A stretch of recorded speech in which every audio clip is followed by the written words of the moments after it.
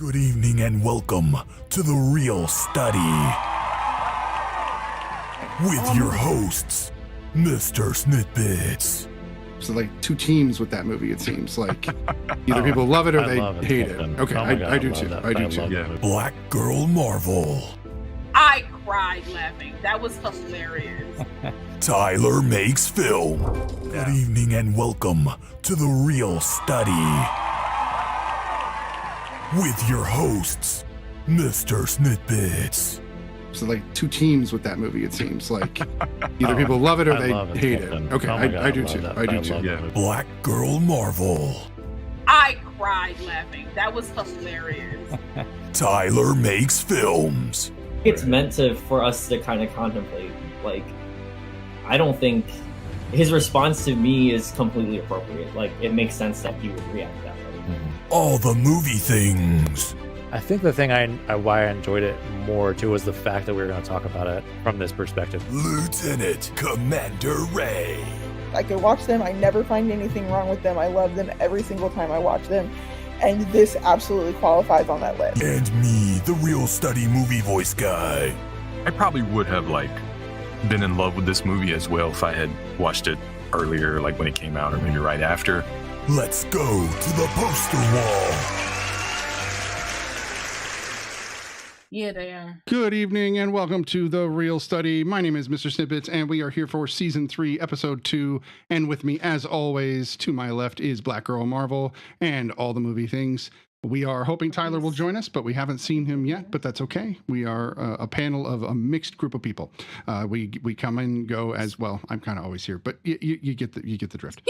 So am I. We're continuing with our horror spooky season theme, and we're doing, of course, independent horror because we are still standing in solidarity with the SAG after strike, which is, of course, ongoing, and we will talk about that here in a minute. The films this evening are going to be two more A24 films because this panel can't get enough of them, as well as a neon film. The films tonight are It Comes at Night, The Monster, and Possessor. And of course, baby, Marcel the Shell is still on the docket for when we get out of spooky season. So we'll get to that. Some movies, right? Yeah, these were some movies. I tell you, Pretty good batch. So let's move over to the main wall, and of course, hope that Tyler makes it, or if he's not gonna, that he's okay. News, of course, there's a few movies coming out. I know that there's a Michael Mann movie that I know all the movie things has not stopped being jazzed about. That's coming out in December. Is that right? The Ferrari movie? Yep.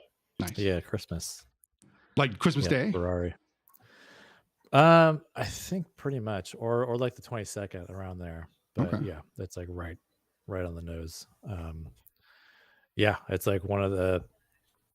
Yeah, like it's getting really great early reviews. You know, of course, it's like I don't know if I count all the standing ovations that those films get during, because it seems like every film during like the Venice Film Festival and all this, it's like 20-minute standing ovations. So I'm like, come on, guys, it's like losing its like, impact basically. But it did get like a 7-minute standing ovation, and of course, like the big thing too is that. And he already talked about this, like when Heat 2, the book came out, he was like, yeah, like the plan is to like make a movie if Ferrari does well. So, and then he recently talked about it again, talking about like, it sounds like he loved working with Adam Driver so much that Adam Driver may be a young Neil McCauley, which was Robert De Niro's character. Right. Yeah. Although I could see him doing like a young Al Pacino's character too. So I don't know if like the casting's official or not, but obviously why not strikes going on both doing that. And we get to just see how their lives are meant to connect eventually somehow, like just by themes at least or something. I don't know. Yeah. I don't know. Yeah, so it'll be interesting because the book is really great. Like it feels like. And it's a prequel. The book, Heat 2, the book is a prequel. It's both. So it's a prequel and a sequel because it takes place right after the events of Heat, like a day or so after. Like, oh wow, okay. We're following, oh my brain's not working right now. Val Kilmer's character. We're following Val Kilmer's character, but then it goes back into the past. and there's like this big, like we look at Vincent Hanna's character in the past, and he's not in LA, he's like in Chicago, I believe, and there's some crime, some like heists happening in Chicago that are loosely connected to like Neil's crew and everything that he has at this time. So they're still kind of like in each other's like atmosphere, but they just don't know each other yet. And so we go separately with Neil's, like there's this big heist that they're doing, and of course like Vincent's following this other kind of separate case that's been happening. So but then they go shoot back forward again in time to like Vincent tracking the Val Kilmer's character. So it's really great. Like it's done really well. It feels, he co-wrote it with another writer, but it definitely feels very much in that world. Like, I mean, it's easy to, if you love Heat and you've seen Heat a million times like I have, it's easy to plug. It's easy to plug all those. Yeah, it's easy to plug all those actors and their voices into into the books. Before the new Star Wars like era, even technically prequels, there were a ton of books, the legacy books, and I was able to read Timothy Zahn's legacy books as if they were sequels to the movies, and I would hear the music, and everybody seemed. There was Mark Hamill, there was Harrison Ford, and it just felt right with all those legacy books. So I totally get it. Like if you know the world well enough, it will continue on for you. Yeah, so it feels good. So it'll be interesting to see how, and we're not going to get this movie till for like another 2 years or so, probably, I imagine. I mean, that's all going to depend on a lot of things. Yeah. Because that's still, the rights for Heat are owned by one of the studios, I'm assuming. I'm not sure, actually, because I mean, technically, I don't think he would have been able to write the book. Well, that's a good point. So, but it's a different, I don't know, it's a different medium, and you can probably, I don't know, there's some tricky stuff when you change mediums. Yeah, I'm sure. I'm sure it's still like the IP would have ended up belonging to, but Michael Mann's a smart guy. Right. I'm sure he's not going to be selling, rights to things like that. I'm sure he's got some other stuff up his. You'd think, because that wasn't that wasn't his first day in the park, doing what he was doing with Heat. He'd already been around a while. So, any other movies you guys are excited for that are independent, foreign, whatnot? I haven't really been looking, so I couldn't really tell you. That's fair. What it's hard Anatomy to look of a when Fall. Okay, isn't that another Neon? Anatomy movie? of a Fall's coming out soon. That's another Neon one. Yeah, and that's coming out. Actually, I think I got tickets for it. Nice. Check my Regal app real quick. There's one that I'm almost certain. Next week. Oh wow, so like really soon. Okay, so another Neon film on the horizon. Yeah, that's awesome. Getting a really good buzz. There's also Butcher's Crossing coming out this week. I actually did a review for that because the production company reached out to me and asked me to do that, and of course I like doing that, so why not? And I do think that I'll do a little snippet here, a little snidbit, if you will. I was worried about the film because, it's Western, so you know how I feel about Western. So I was like, okay, I'm going to try to go into this with an open mind. It's kind of ironic that they. Well, no, and that's, but I try to, I'm going to try to give it my best and watch a movie. I try to be fair. And Nick Cage for me is a 1 out of 10. Like he can hit 1 and then do 9, then I'm like, I'm okay. Do 9. Lately it's more like 3 out of 10. So he's been doing a little better. Yeah, he's been. But he's using his kind of crazy attitude to his advantage. And I think that's beneficial. And he does that in Butcher's Crossing. Like he's kind of a nut. It's the acting in parts is a little rough, but only in a few parts. The kid that got to play the main character is a newer actor. He's younger. So he was probably struggling. Plus it'd be, Nick Cage is standing right there. You're like, what is going on? Yeah. But it's about the buffalo hunting that happened in the late 1800s and the kind of the massacre of the buffalo in America.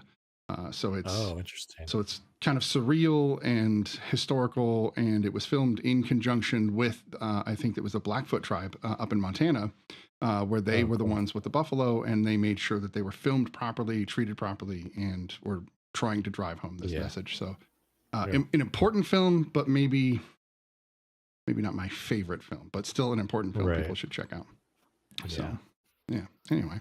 Yeah. I imagine a lot of the budget too went to Nick Cage. Right.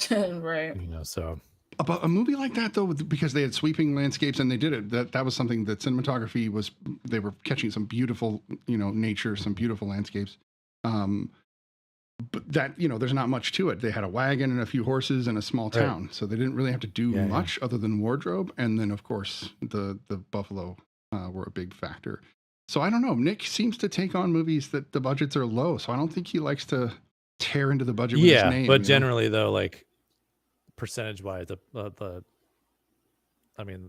the line costs are going to be a big chunk of the budget. Right. And he would be an above the line member. So, but yeah, and then like just to your point of like this other actor, that's probably like relatively newer. He's definitely not getting paid. No, as much as he's just stoked to put a movie on his filmography. Experience, right? Yeah, exactly. Yeah. I can work right across from Nick Cage. Okay. 6,000. Yeah, exactly. Sure. Like I'll do it for $6,000 or whatever, that's a wild guess, but totally. No, I totally hear you. There's of course the other news, which is the SAG-AFTRA strike is now gone back, not back on, but is now, happening in perpetuity. It seems like, because the negotiations are dead. And apparently they were offering less than when SAG went on strike and was asking for higher numbers. So they came back with an even lower bid. So, we're here and we're just hoping that the companies can get their heads out of their asses and that they can pay people properly. So that everybody can start making money again, because we want to spend our money on your products, but you need to be treating your people fairly in order for us to do that. So hence all the independent films who are paying people properly. So and it's crazy how like a movie like Ferrari and Neon and like, I mean, it's a huge, like the cast is incredible. I mean, it's Michael Mann. Like it's about, a worldwide known name, and they're able to do it. Neon's relatively young. I think they came out like 2017 or something like that. Right. And so why can they do it? But like these other big, huge, corporations.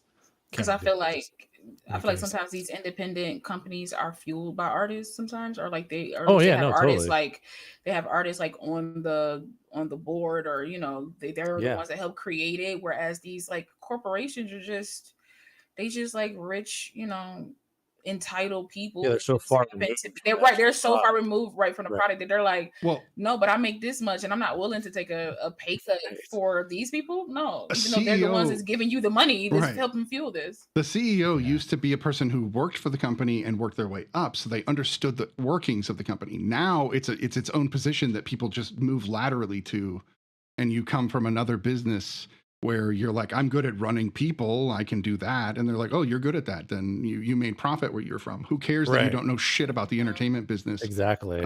It ruins it because they're being traded as CEOs rather than just picking somebody from the company. Oh, yeah, The companies, to my mind, that are doing better are where the CEOs are working shoulder to shoulder with their employees and sharing the profit. Too is like a lot of them have like all these multiple revenue streams. Mm-hmm. You know what I mean? Right. So like this is just one little thing that they don't really give a shit about. It's like I have all these other revenue streams anyway, so it's fine if I'll push this one off. I'll take $100 million loss, no problem. Yeah. It'll hurt them eventually. It sucks because it's just these are like people's lives you're dealing with. Like these are like, strip away the fact that it's like it's Hollywood and it's movies and people get to be privileged to make movies. It's like you're literally stripping away like livelihoods and dreams of people that's been doing this since like as long as they can remember. Like it's hard to go from like Viola Davis to like, if I don't have any more money or if my money is very limited, I'm gonna do community theater now, or I'm gonna have to actually go like, you see like Viola Davis at Home Depot or her husband or something like that, because like they have no choice. Like that's really messed up when she's worked very hard. They both have worked very hard as a couple, as a corporation, because they are a corporation as well, to get to where they are, just for you to hold out because you'll still be making billions. You just don't want to make less billions. Like it's just weird to me. I know. That's just weird to me. It's a mindset in this country that's become the thing, and there are tons of people who are poor. That's who the are thing, like, too, I'll that eventually kills me. get that. No, you're not gonna get that. No, you won't. Like No. that's the thing. Like people just like are just so. I mean, have these billionaires and these rich people in general, and to an extent, celebrities on this pedestal. It's like push comes to shove, like they're not going to care about you. Like it's so like, why are we like holding these people up and then like defending them, right?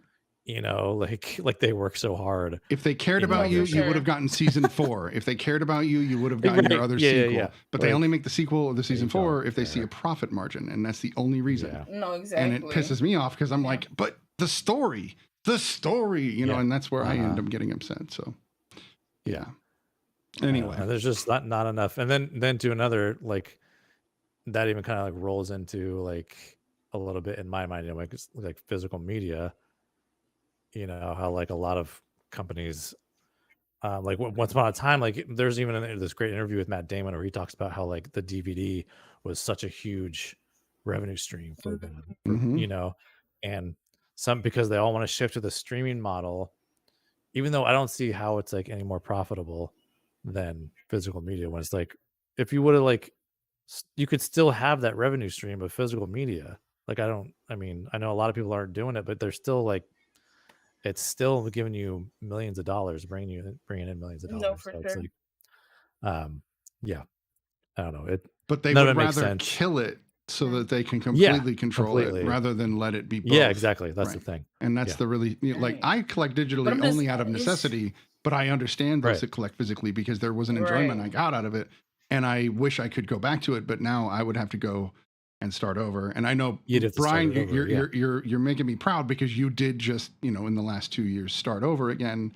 Yeah. And watching you grow your media collection where you're like kind of more picky now. You're like, I need this one in this particular box, right?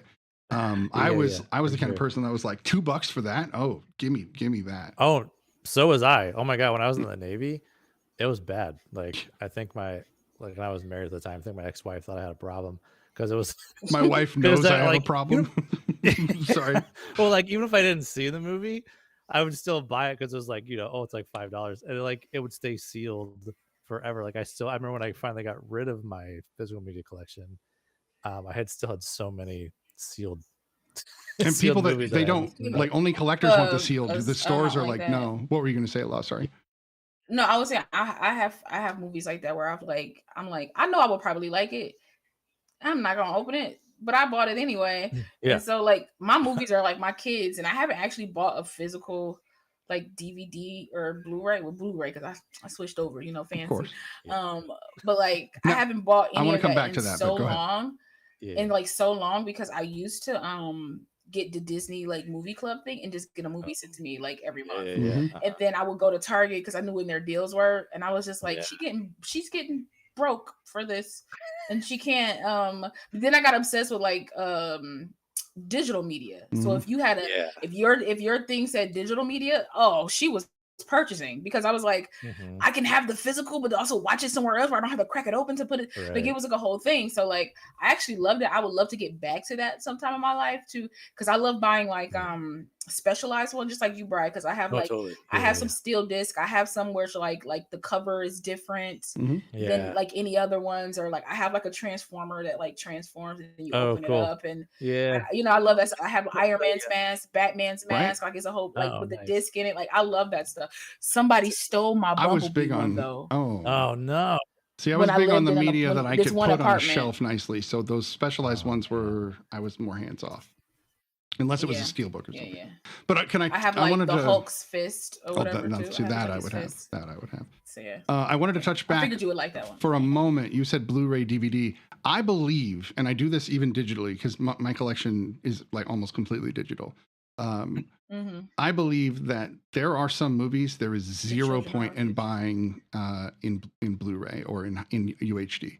Because if you ever watched RoboCop in standard definition and then you watch RoboCop on the Blu-ray, you realize that the filters they used will be too much on a Blu-ray. It looks it looks bad. It looks grainy and not in a good way.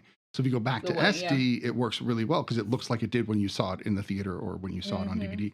And I find that if a movie is older than HD, I decide. I go, will this look better? Do I want to have this in HD? And if not, then I just buy it in SD and it's cheaper. And it's, I don't know, it's a good way to go. That's I do that sometimes with certain stuff. Like I like to like weigh my options because sometimes like everything isn't DVD worthy. Like even at the movies now, if I go see a new movie and I'm watching it, if I'm with somebody, 9 times out of 10 I'm not, but if I'm with somebody or even to myself, I'll say this to myself, I'll be like, that's a DVD-er. I'm like, that's a blue, like that's I always say DVD-er, right. But I say DVD for everything, Blu-ray and everything. I'm like, that's a DVD-er. Yeah. And then it's sometimes the word I'll be Kleenex like for video. No, for sure. Exactly what it is. And other times I'll just be like, that was nice. I don't, maybe I'll get that on, maybe I'll get it on streaming or something. Maybe I'll get like a digital of it or something, or just like a deal, like a $5. No, for sure. It's like I'll wait till Movies Anywhere put it at $4.99 or whatever. Like $4.99. I'll wait for that. But some movies where I'm like, oh, this is going to be amazing if I get like the 4K one and then I get me a 4K TV. Like this is going to be amazing. So like I have so many 4K movies that I have not been able to play because I don't have the TV. But I'm like, you can. You just won't get all the benefits. Yeah. That means I can't. Snitty, if I don't get the benefits.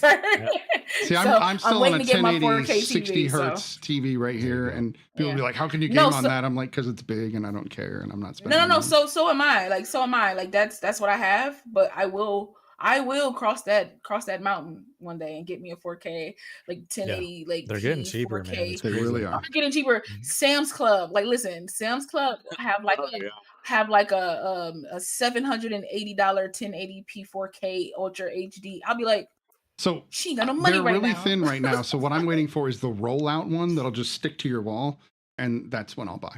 So. And that'll be very soon.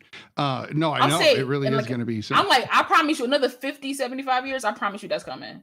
Oh yeah, no, absolutely. Did you know how we used to have like those bracelets that snap on? They're gonna have like the ones you just throw on the wall and they just open up. Yeah, they'll just open up. So George Jetson kind of like that's your TV. That'll be your TV now. It just comes in like a box in the mail, and you just open it up, and when you throw it on the wall, it just opens up. Now that'll still be the $3,000 TV though, because that's expensive tech. That'll be the more expensive one, right? But but I mean, hopefully, the rollouts as will be the the cheapies gets better. Hopefully the world gets better because it might not be money, it might be units. You never know. Things might change. That's just it's gonna be Republic credits, right? Credits, exactly.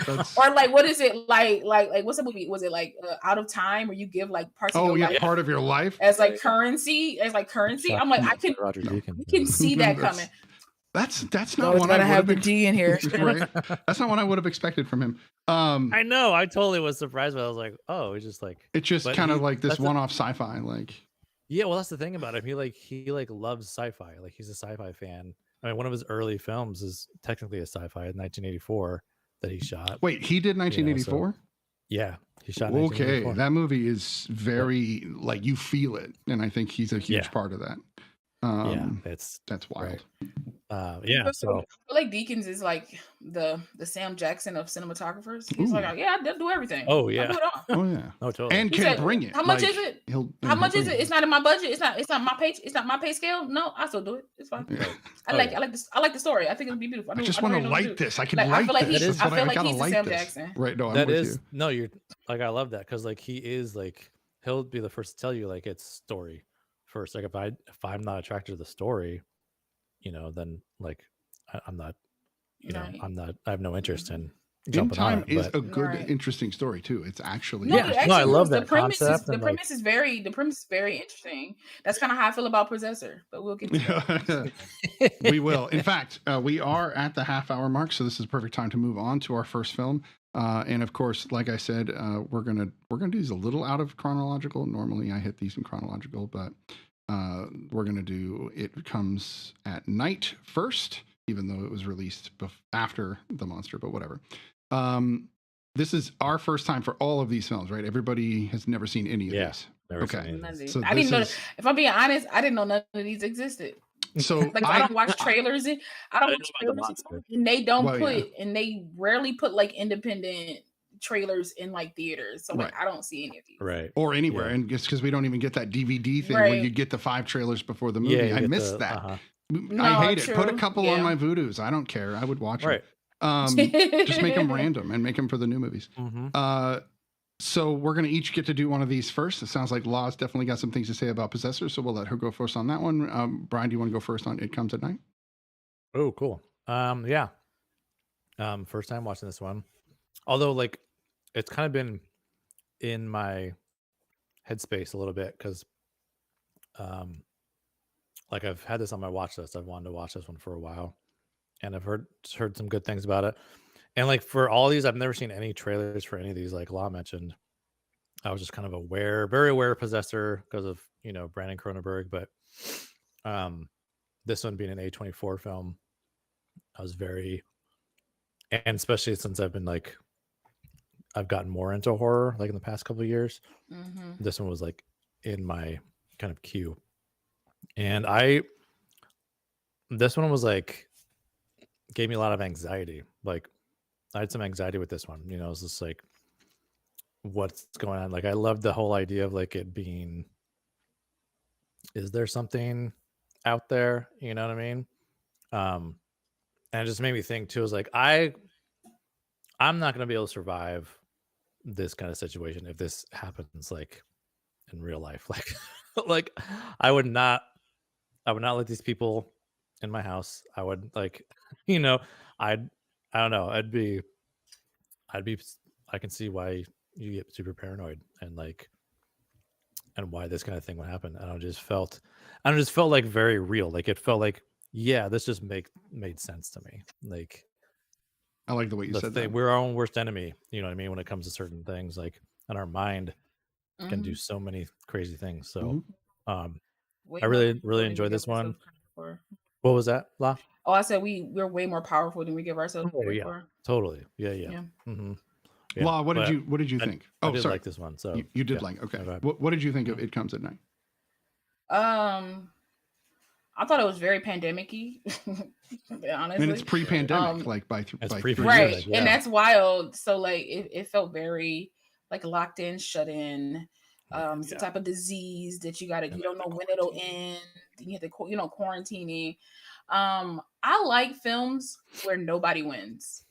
Yeah. Right? Because that's kind of life sometimes. That's kind of like life. Like everybody don't get to win. Right. And sometimes both parties lose and then you gotta like rebuild again. Spoiler alert, everybody dies. I dig it. I love that everybody dies. And like there's not one living being in this film that doesn't die. No. Everybody dies, including the dog. All right. The only living thing that survived is the disease. Right. Yeah. Well, no, because it wouldn't have any more hosts, so those strains would die. Yeah. So at least that part would in that area. I mean, but we don't know. But we don't know who. If there are somebody might come across the other two, it could be true. Even. And then we saw the two guys. It could be more people that we just don't see. But like that, But that withstanding though, I thought it was. Sometimes movies that just jump right to it sometimes confuse me sometimes because I'm just kind of like, where do I latch? How do I latch? Where do I go? So this one was like a slow burn for me to latch a little bit. But then when I kind of got into my mind that I was like, this is just a story. This is not something you have to like get. It's something you have to like view, right? Like, because sometimes in my brain when I watch films, I'm like, I gotta get the purpose of why they created the film. And I felt like with this one, it wasn't really meant for me to do that. It was just meant for me to watch and to like absorb, right? And it was like absorbing this very hyper alert family at a time where like they should be hyper alert. And then it's like a commentary on humans. Like when something like this happens, do you lose your humanity or does your humanity get like stronger, right? And it seems like the son was like in the middle. The mother is like, we're going to embrace humanity. And the father is like, we got to murder everybody that comes to this door so that we survive. Yeah. And they all had like different aspects of like humanity. And the fact that like the father was like essentially right. Because these people had the disease. They just didn't show any symptoms. Well, they didn't get it until the dog showed up. Well, very true. Yeah, because they lived with him what seemed like months, or at least a month. It seemed like because like, and that was another thing too. I like that they didn't say day 30 or day 5 with the family. They just kind of like, I got lost in the time. Like it could have been a day, for me because I remember he said something like, let's give it a few days, like before the quarantine thing, like when he first brought them in, he was like, we gonna like, let's try this out for a little bit and see like where it goes. And then it went pretty well, so everybody was like hunky-dory and having a good time and stuff like that. Getting a routine. And they got into a routine. Everybody was helping everybody, and it was like, you know, wives together, husbands together, kids, you know, together or whatever. I liked it. It was just like very human, and it was just because part of me was like, I wasn't sure if it was like, was it a disease? Like, okay, I know it was a disease, but it was like, did it do something to people? Because like that was my brain. Like I know that it like got the boils and stuff like that. But when the dog died, it was like something attacked it. And I thought it was like more of a creature than like just like a disease that went around. So I think that was the dog that you heard. That's my best guess. It was something that the dog was howling out in some terrible pain as it was starting to croak. Or there is a blend. The whole "it comes at night" thing is kind of interesting because the only thing that came at night in this movie was Travis's dreams. And the dreams are a big factor here. And you could easily skip all the dreams and watch this film and talk about humanity and trust. And I think trust is a huge theme in this film. Who do you trust? Do you trust yourself? Do you trust even your family? Because at one point, he asks his son, "You've got to tell me the truth now, and make sure you tell me the truth."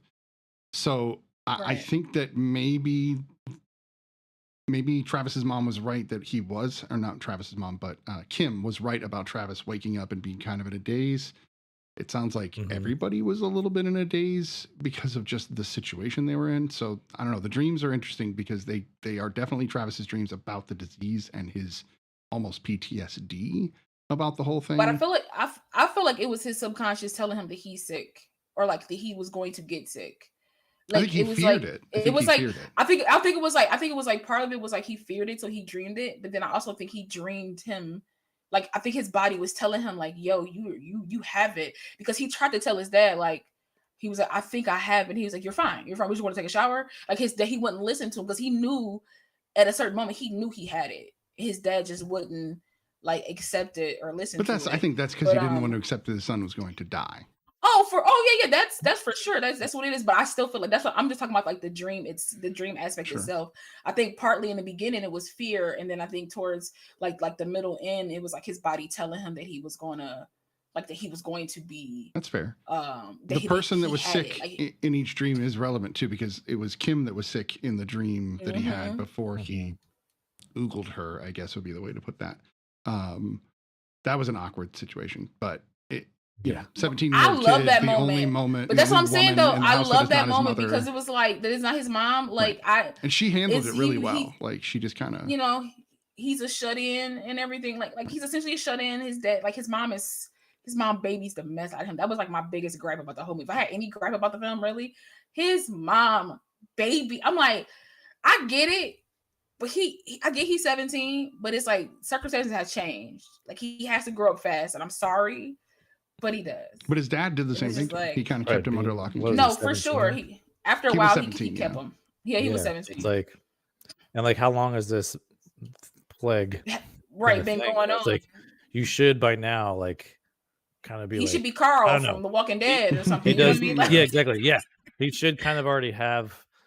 Yeah, I do think like his mom sheltered him a little bit, and at the same time, he technically, he's literally sheltered because he has no interaction with anyone in the outside world. But at the same time, he can't even be alone outside. Like that's sheltered. Yeah, right. Yeah. Like they do a buddy system and everything, and well, and the thing too is like we don't know what their life was like before because like we start right when there's like they got to bury Grandpa, Pops, and so it's like, I wonder if like was the dad always like this way, or just did he increasingly? I think he got that, or was way. Like that's my guess. Did it happen right when Grandpa died too? It was like okay, it's getting real. I feel like he always had it in him. Right. But this situation pushed him further, and that's why my thought was like, is it a disease or is it creatures? Like they don't really specify, unless I missed that part when I was watching. Like they don't really specify because it's like they just say people are getting sick at night. So right, so it's like Yeah, it talk about comes being at sick. night. So part of me is like, They wear masks. why is it only at night? Like, why is it more like? Is it something out there that only could appear at night? That has this, you know, So they the don't thing really. is But I like they don't that. actually So. they don't ever talk about like why they can't go out at night, and they never specify that you can get sick only at night or not. Mm-hmm. You can get, because like those guys that attacked them in the truck when they were driving in the truck, that was broad daylight, and they were like paranoid about being sick even True. then. Right. And, like they wore their masks before they buried those guys and everything.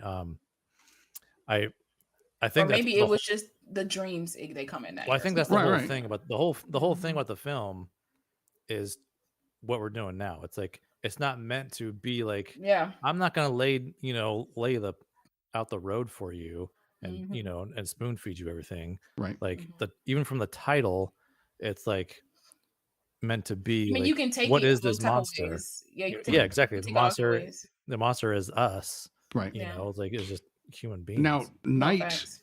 could easily be not night, not darkness when the sun or when the earth turns, Mhm. but night like when you as in close your when we eyes. die, or Mhm. even dream states could be night. Yeah, Like it doesn't yeah. have to be literal, and I don't think it is No. with this film. No, I don't think it is either. But it's just like it was just because like a lot of things happen at night. Like it's True. just and it, you know, and it's in accordance with the title of the Right. film. Essentially, Well, that's it the comes at night.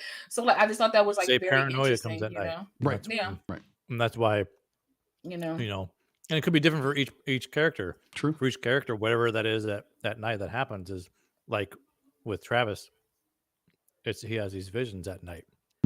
You know, there's like Mhm. the dad, he's like super on high alert at night. And Oh yeah, no, therefore doesn't want he's got his gloves and going his out. mask and his gun like ready to go. right away. Yeah. I was love like on it. To Mach me, Joel level, Edgerton was highest Mach he level. daddy of the year. Right. He daddy of the year for this because He did a good was job. on it. He was protecting his family. And He he's got chained that boy up he's outside. got a solid I American said, accent. I got to give him credit for that. He really He's does. great. Yeah, Yeah. his American accent. I know. Yeah. He's really good.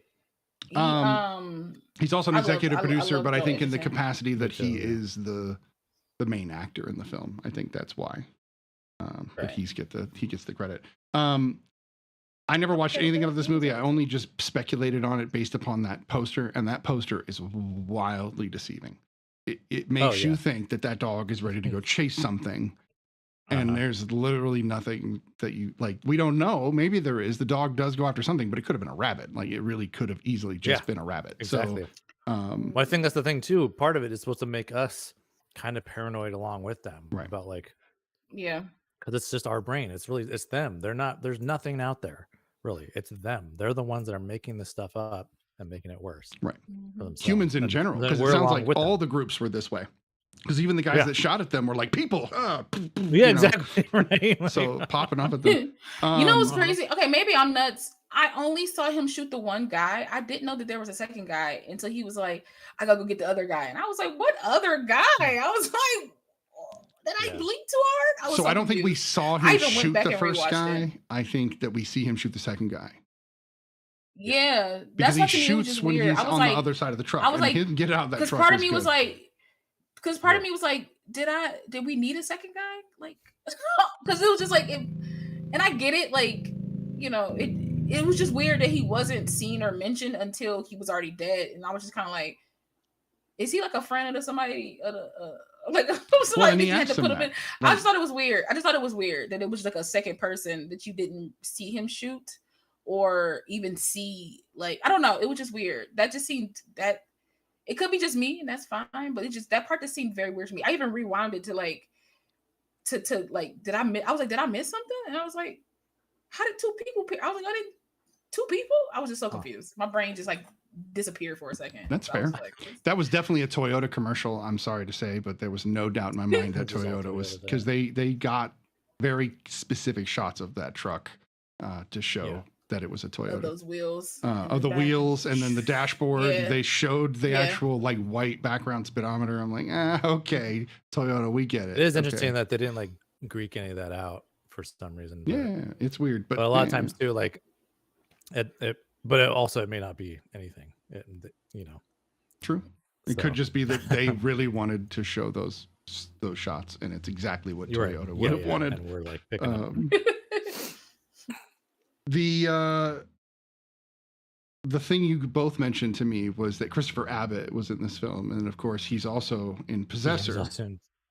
And so we're getting that. I also noticed there's 100% a theme through these three films that it always seems to happen, even when we don't look for it.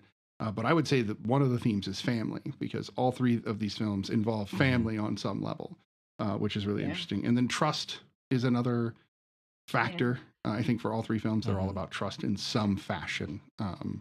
Either who can you trust, or am I trustworthy, etc. So interesting how that works. It is weird how movies kind of shows in a way that there's only so many tropes, so many themes, so many stories that can be told, and they're all different versions of the same story. I think this movie got to me pretty bad, mostly because the little kid of it all was just heartbreaking on like multiple levels. The fact that he got sick, the fact that he, spoiler, although law told you everybody dies, the fact that he was killed, but not the fact that he was killed by the disease, but the fact that he was killed by Paul because he was still like, these people can't get away. And Brian, you had mentioned this. You had said it's kind of, you see everybody's side, and it's one of those films where I don't think anyone in the film did anything wrong at all. No. And it still ended up this way. Right. You know what I mean? Like, But it wasn't because anybody was trying to deceive or because they did the like run up the stairs instead of out the front door. Like there were none of those types of tropes. It was like, no, if I were them, I would have done that exact same thing. Right. Yeah.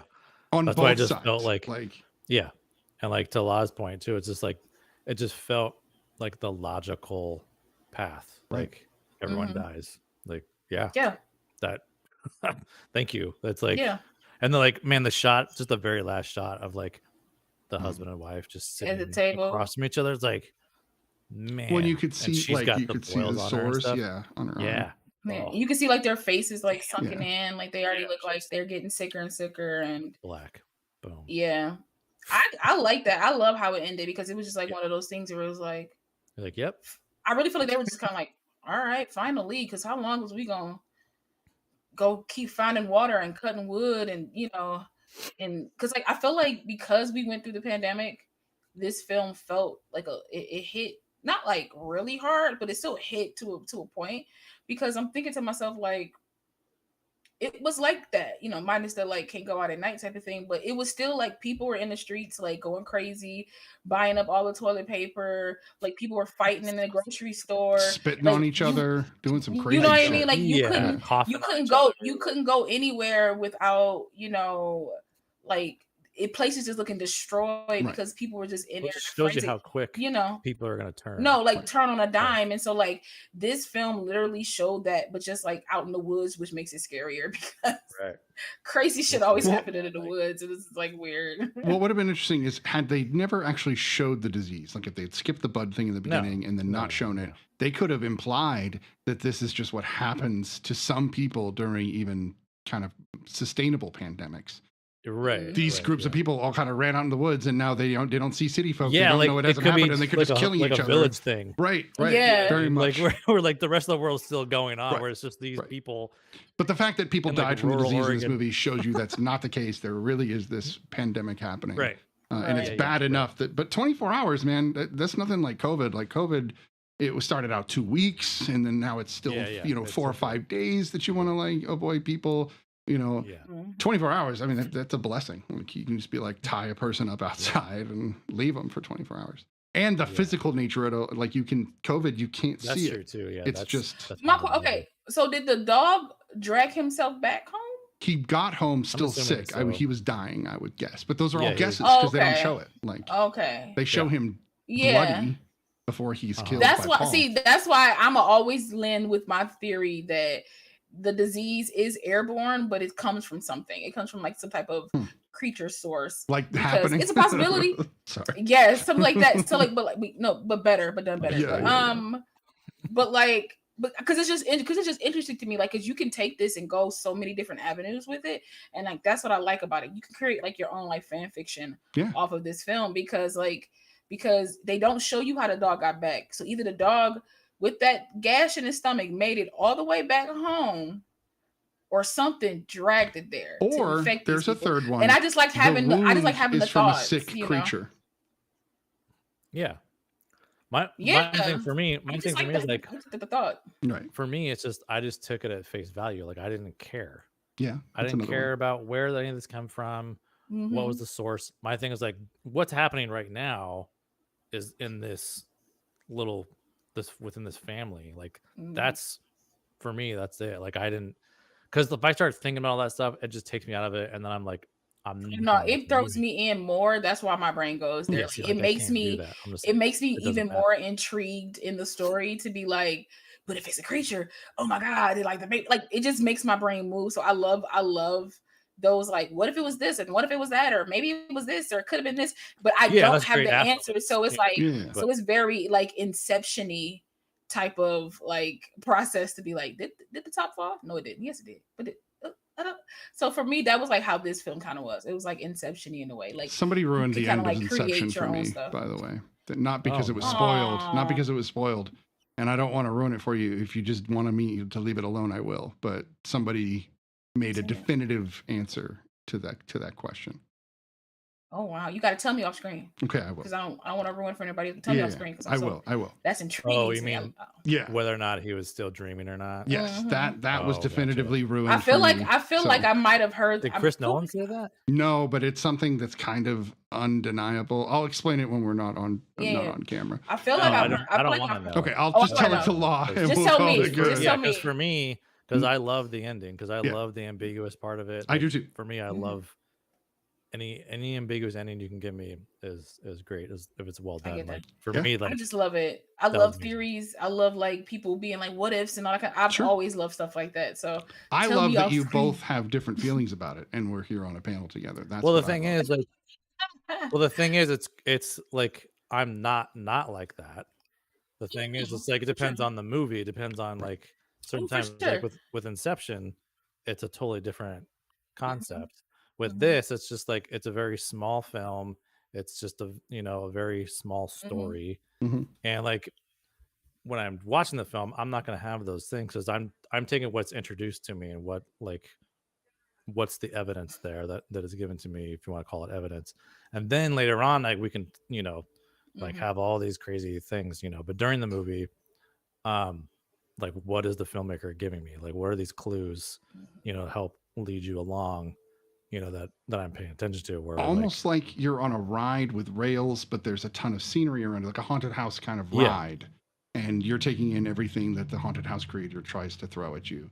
And when you get off, you can go, did you see that one thing? Yeah, and then you start trying to figure out like how they did this, how they did that. I'm on the ride like. Man, that came out like this. They probably did you see this? They probably did this with it, and that's me on the ride. Sure. I like it. That's me on the ride doing that. I dig it. I'm a little bit. I lean towards the Brian method. That's just me, but that's okay. But I'm also just like that though. Like what Brian said, like depending on what the film is. Yeah. Like because certain films, I'm like, no. I like the way they did that. All right. No, like I like the way they did that. I don't need no theories. I don't need nothing extra. I don't need none of that. Headcanon. Yeah, but it's some films that are just kind of like weird, like this one in a good way. That I'm like, but like, how did the dog get back? Oh my god, did it drag itself back? Like it gets me like hyped up for it, and like this got me hyped up to like ask all these questions. So yeah, if people are excited about a movie, I'm excited. That's usually, and it usually helps. Like if we ever watch movies in a group, I swear I will tend to lean toward whatever the group is feeling because I want to keep it cohesive and fun. And I've learned the hard way that when you stand up and tell people the movie they just loved was a piece of shit, that they don't really react very well to that.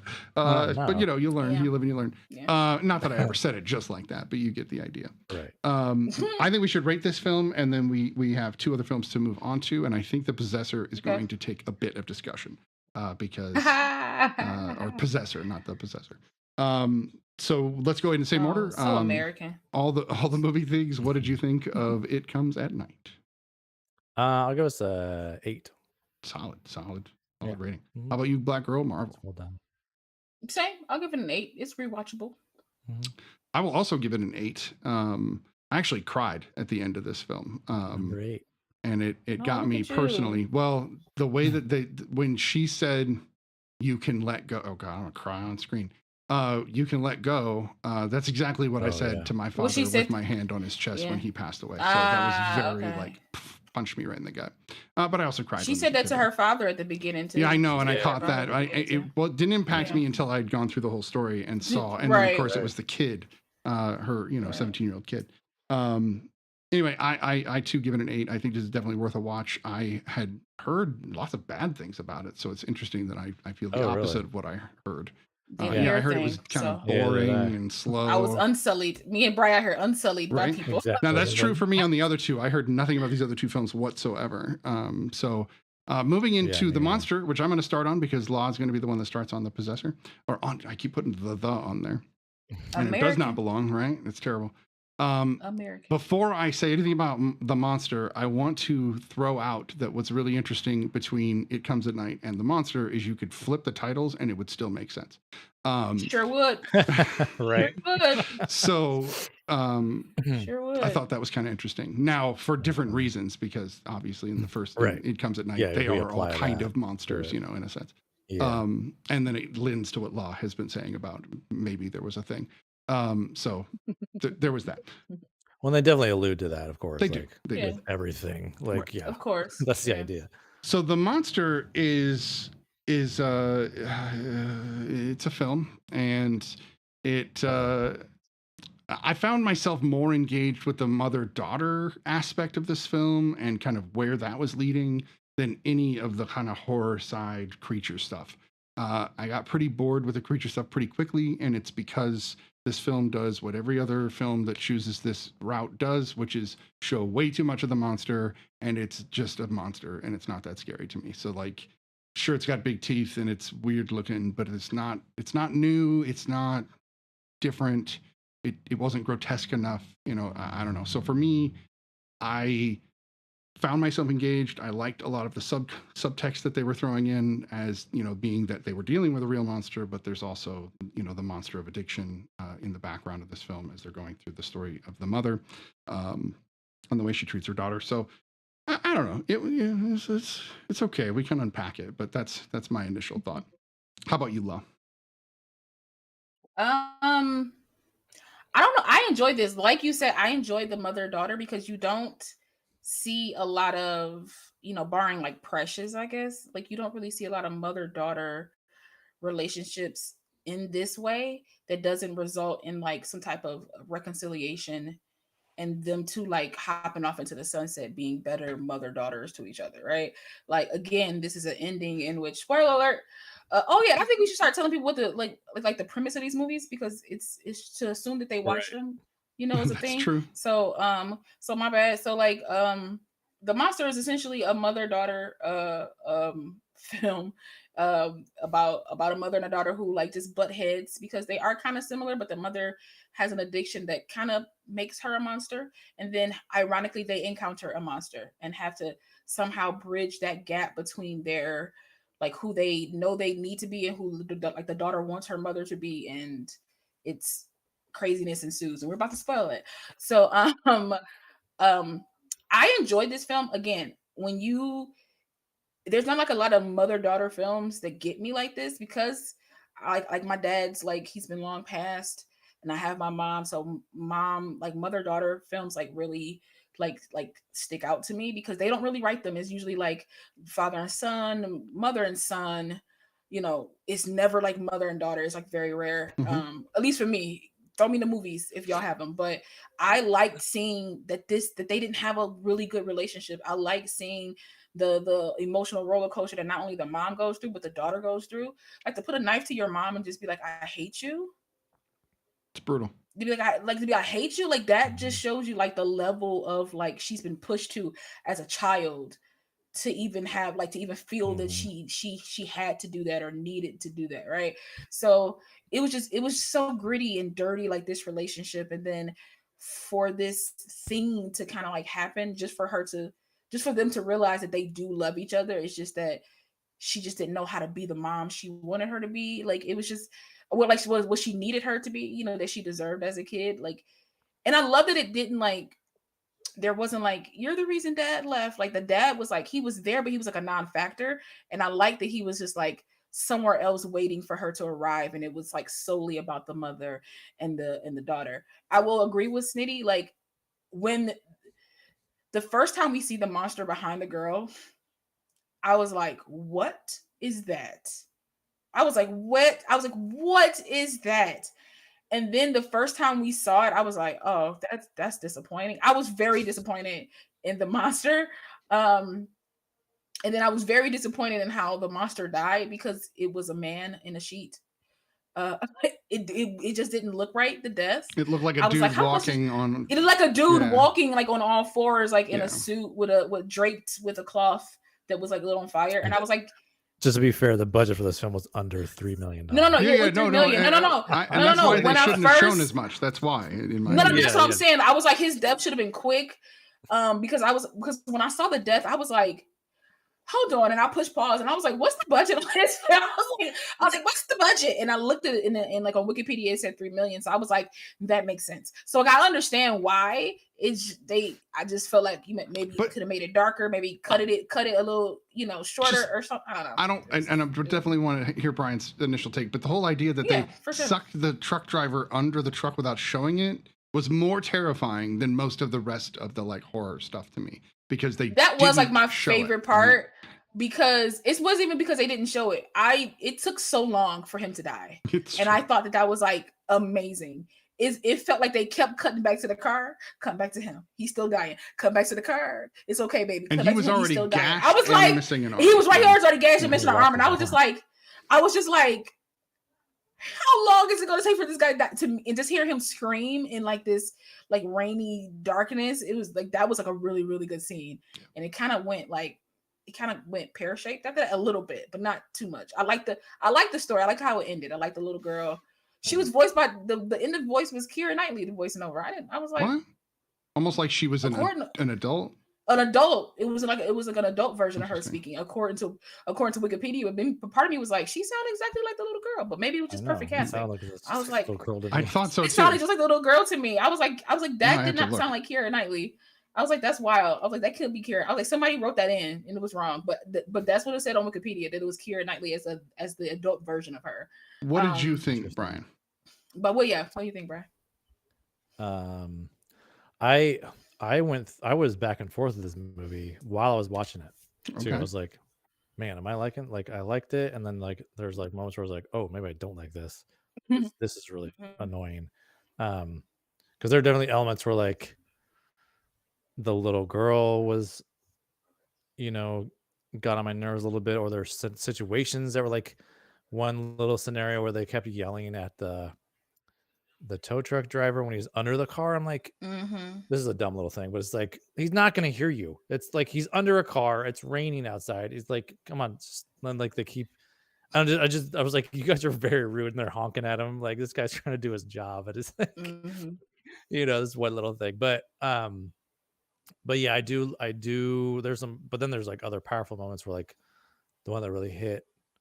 Well, there's a bunch of them, because there's like, I've like dealt with, addicted parents and everything. And Same. So I've been this little girl, and like, there's one scene where, what's her name? Zoe Kazan. Yeah. Where she's on the porch. And she's just telling herself to go to sleep, just go to bed, just go to bed. I'm like, man, I was like, that scene, real. No, she crushed that scene. I was like, I've seen this. It's like, in my dad. I was like, this is real. I was like, yeah. This would have been a better movie without the horror aspect, though. I think that if you just took the monster out and made it a monster of like either addiction or the mother, I don't know. I know there's definitely subtext to that, but I don't know. Right. Yeah. And that's like the whole point for me. Like, yeah, the monster is kind of like hokey in parts. I feel like the monster just like suddenly appears, and there's like, there wasn't like a lot of build up to it. But I think for me, like, it's not that's not the point of the film. This monster is just there to represent the metaphor. Like, it's really just about, like, you know, this mom and this daughter. And yeah, of course, the obvious kind of like idea of, like, for me, there is a generational thing with addiction. It can manifest itself, and they even say in the dialogue, like, there are monsters in the dark. Sometimes they're where you can't see them. Sometimes they're right there, and you can see them. And you don't know when they're gonna hit you. You know what I mean?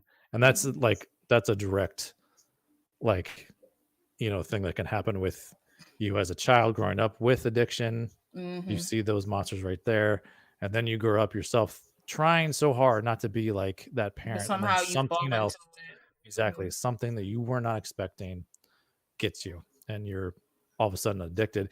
And I think, like, there's these direct kind of like parallels with the mom fighting the monster, right, directly, and just getting consumed by it, literally and metaphorically. Okay, that, like, I love that. And then the little girl trying to fight her mom's own monster when she, you know, she can't really do that, you know, because it's done. It's already got her mom.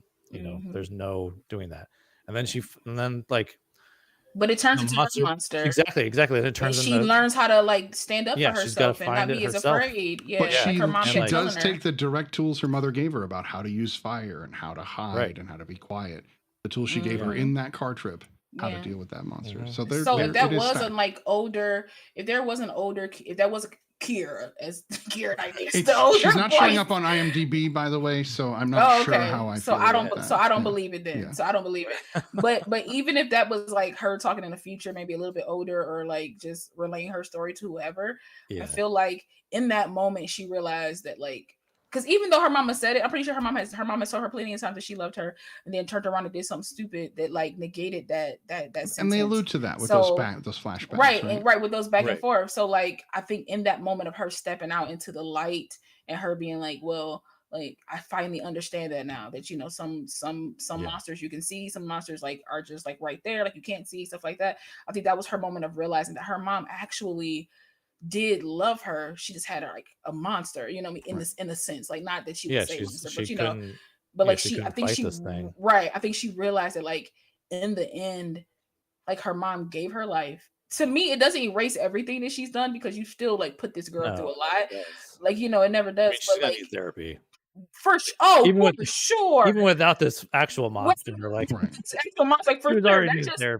That just added on to, like, what we talking about. By the way, I had to be attacked by a monster. I set him ablaze as a child. Like, you know, I witnessed 4 murders by this monster. 4 murder, you know, and so it's just like I just think her stepping out into the light is her just being like, okay, my mom did love me, and she was right. I am going to be I'm going to be better than her.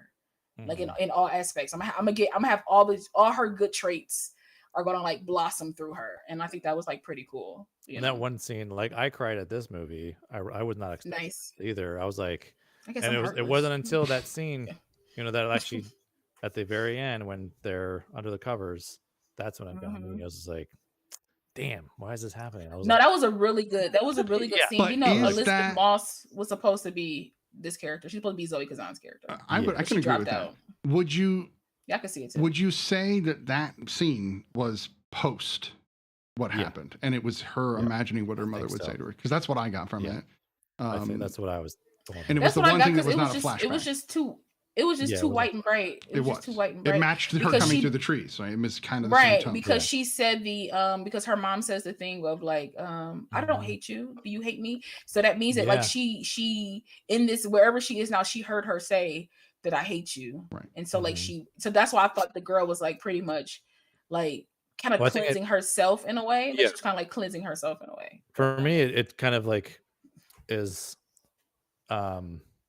in direct opposition to that scene where they're in the garage and she's late for her, like, play. I was like, the fuck you scene, man. Yeah, just like just going at it, like, that is brutal. Like you're saying this to your daughter, child, one, Yeah, and just like for only saying I don't want man. you to go because you're unreliable and you'll make a scene out of it. Yeah. Her fuck you, Lizzie's fuck you at the end of that scene the very end, was the most powerful one. And like, oh, that little girl was acting her butt off. I mean, she's like 22 now, but but she was acting her butt off. I was like, I bet she better get all the Gotham awards that they be giving out for kids, stuff like that, because she was like performing, like when they.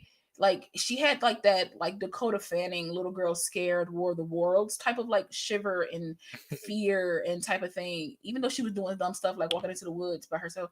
Well, but, you know, I was like, ma'am, she was getting brave. Her mother was teaching her to be brave, and so she had to do that. And very true, but still, I was like, ma'am, that's a no-go. When you're scared, that's what bravery really is, right? For sure, but no. There was also another metaphor with the teddy bear that could sing or that had the songs, where she was told she was too old for that, and then she used the teddy bear to lure the monster, which is, and of course that teddy bear is totally thrashed at this point.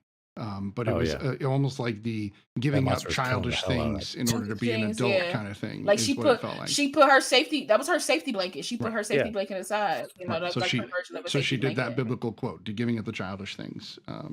Yeah. I just thought that was interesting. Well, because it's from, I'm quoting the Bible. I'm quoting. Literally, I don't know. I don't know how to use air quotes. I air quote my air quotes. You know, it was just funny to me. He was like it's Joey. I think it's yeah. It was like he doesn't know. When people do this, it's a moo point. I don't know what that means. It's a moo point. He was like, I'm sorry. I'm sorry. I'm sorry too. Yeah. That's hilarious. Yeah. Okay. Yeah. And it's a moot point. Side note, real quick, because we talked about Friends. On my way to this callback today, I saw a billboard that says don't pivot, we deliver, and pivot was written like how they write Friends. And it was a Gardner, it was a Gardner right? Yeah. When I tell you, I cackled down the freeway because I thought that was so funny. I was like, hey, if I had money, I would go buy a chair or something. I would go buy an ottoman because you own that little poster. I thought that was funny. Let's see. The monster. I like that the little girl had a couple of monsters. Her mama, the actual monster.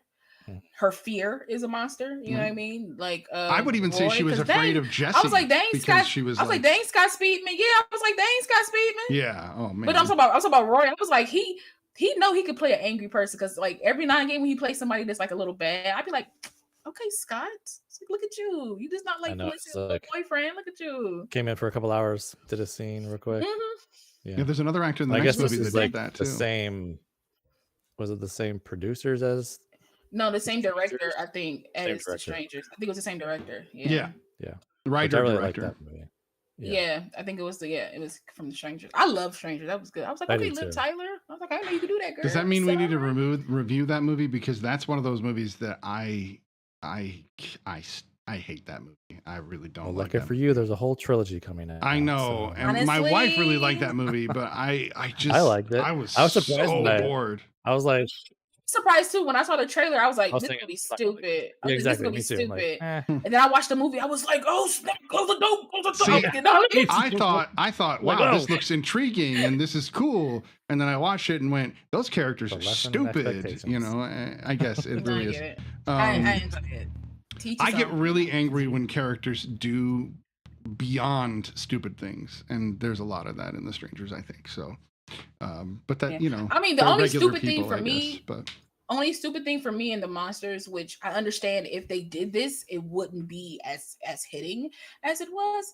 But once the mom found out that light is what scares it away, I'm like, why don't you just stay in the emergency truck until the morning? Like, just keep shining your light.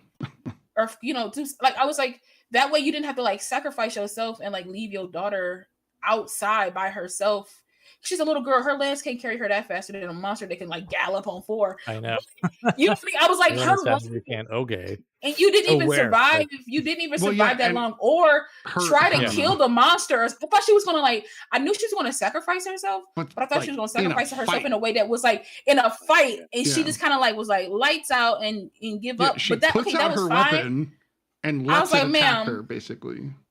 I was like, you were in I bet it was scalpels all up in that thing. I would have been slicing and dicing, even if I knew I was gonna die. Why weren't the emergency lights on? Why weren't all the like exterior, like the ambulance has back exterior lights? Like there's tons of lights on that vehicle they could have lit up. And I get it. It was in the moment. That was the only thing that I was just like, just stay in the truck until the lights come on. But you wouldn't have this girl have stood like to like realize how much she does love her mom. The metaphor dies in this version. Right. And, you know, in my version for sure. But still my brain, my logical brain was like, just shine the light on them anytime. But I was just like, it's fine. You wouldn't have this great ending to me, you know, because I enjoy how it ended, like how like the mother sacrificed herself because she knew she was dying because she threw up, and whenever, you know, she was bleeding internally, it was pretty much a done deal at that point. So I like that she sacrificed herself, but I kind of just wanted her to go out with a little bit more fight, because she's had fight this entire time when she was, you know, the monster in her daughter's like story. Essentially, you had all this fight. I thought she was gonna take that to the actual monster. Well, the funny thing is too, though, like to kind of contradict that a little bit, is like with like addiction, as you know, you guys know, like she was not winning that fight. So the thing was, it kind of just made sense that she's like, why would she think she's going to win this fight in a way? You know what I mean? So it kind of, for me, it kind of parallels. No, I get that. Her struggle that she's like, she didn't want her to win. I just wanted her to puncture it a couple of times. I didn't want her to win. A physical, I just didn't want her to like kind of a thing, fully almost give up. You know what I mean? Yeah, like fully give up. That's all. I just don't want that. But she was an alcoholic. I don't think she was doing many other drugs. I think it was alcohol. No, I don't think she was. I think it was just alcohol. Yeah. Because she got all pissed when they didn't have beer, so like they didn't have any alcohol in the house. Yeah. She was. At first, I was like, she's looking for the pills or something, but no, they were looking for the keys to get to the car to drive. The liquor store. Right. Yeah. When Scott Speedman showed up and that one eye was in the little thing, I said he crazy. I said he needed a house. I said that boy crazy. Muncie actually jumped in here and said he would rather just not fight it and let it just kill him because he'd rather die as quickly as possible. And I can see that too. If you know you're going to lose, why not, throw yourself to the wolves, if you will. No, I get that, but also take a scalpel with you and stab something in the neck. I'm just saying, as you die, that's all I'm saying. You're going to die anyway. Why die without trying to take the thing with you at least get some type of puncture wounds where it can't chase down your daughter in 2.5 seconds. So, you know what I mean? Just, you know, and she don't listen to you no way. She was not going to run away. Right. She ain't been listening to you this whole movie, this whole time, baby. Right. Like you asked her, could you smoke in the car? You know what I'm saying? Like I loved that. That showed the maturity switch on them so dramatically. More than any other part. She's been kind of taking care of her mother, taking care of herself, really, right? For the most part, like you do when you're in those situations as a kid. Yeah. So that was they played it well. Like I could tell that they felt the maturity. No, the acting was amazing. The acting was amazing because it's like I've been in like that's literally like it's not me and my mom, but it's me and my dad. Like I could pretty much like run my dad essentially. Like as messed up as that sounds, like I could make him cry just by saying certain words. I could make him do whatever I wanted him to do because it was like he was a guy that was addicted and like essentially I was the only person that like loved him. So like, and he needed that love. And I felt like the mom needed her love because she was like, take the watch because I know you're not gonna come back. Mm-hmm. She's like, I didn't say that. She's like, no, but you're not coming back. Like, because she knew she wouldn't come back for herself if she was in that position. Right. So it's like, they know. It's just that addiction is addiction. It's a hard thing to like shake off you. And the damage that you leave behind that doesn't get easily fixed. Just like that damage took so long to become this long. You can't fix it just by like saying you sorry a billion times because I've heard it already. You can't just it goes back to that whole scene on the porch where it's like, why can't you just do this? Why can't you just stop? Blah, blah, because you can't, because it's like, you can't, because the thing is not the thing. Yeah. The alcoholism and the drinking and the actual alcohol itself is not the actual problem. No, right. The it's thing. All this other shit. It's all internal. She has not unpacked. Right. That she hasn't been dealing with. Yeah. So it's like, you can't just. This next movie gets into that as well in a weird way. It actually goes into that in some detail. Different way. But it's still the same. Like they're all about the human psyche. All three of these films are about the human psyche as well. There was something I noticed about some of the filming in this film that stuck out to me. When you normally show the front of a car when you've got two characters on a road trip together, you show them side by side, and you show them either, frumpy with each other or talking or whatever they're, you show both. But Brian Bertino did a good job where he showed the mom in the far left of the frame with an empty road, and then the daughter in the far right of the frame with an empty road, showing just how completely aside they were from each other. And then only showing them from the back, which is something you don't normally see in car shots. You usually see the 2-shot with people. And he did a lot of that, where again, as they pulled over so she could smoke her cigarette, it showed the daughter in the window and then the mother's reflection next to each other. And he used a lot of basic filming techniques, a lot of rule of thirds in this film, I noticed, where he was definitely shifting everybody off to one side just to kind of give it a more, I guess, artistic feel rather than like we do on this show where we're talking heads and we're framed up in the middle. Although Law does like to get off to the side there. Law is her. You need own to see person. that. You need to see. We do. Star Wars. We do. Oh, that's right. I don't want to be like in the center. The thing with that too is like a lot of times with like rule of thirds, like with interviews, they need looking room. So usually you're looking off somewhere. So you need this space here to like look off. We're like talking to camera.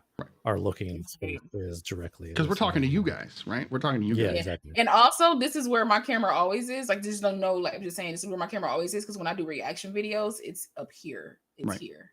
Like this space is for like the video. So it's just like this is normally where I sit. Like I like it though. Well, it's usually like down here. If you're gonna do like that. It's like right here. Like the news. And then I have stuff up here to be like follow, subscribe, stuff like that. So nice. Yeah. That's why it's a gap. It just works. It just works that way.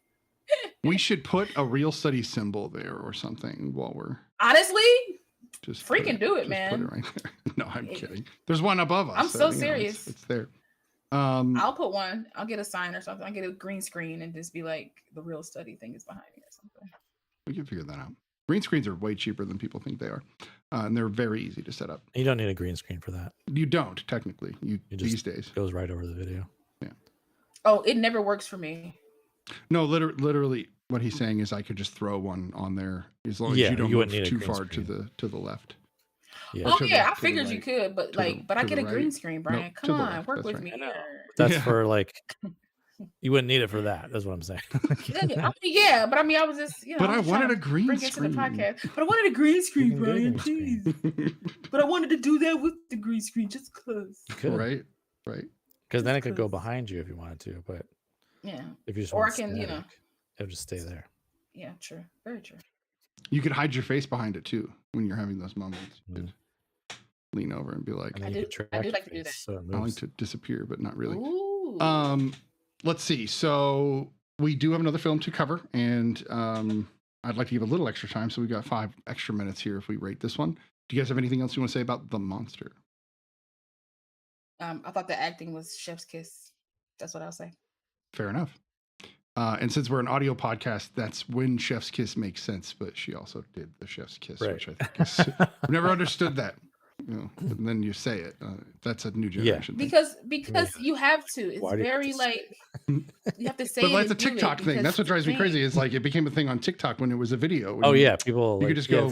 I've always done this. I've always like. But now people are like, "Mwah, chef's kiss." I'm like, what? That's like saying awesome. I don't know. It's.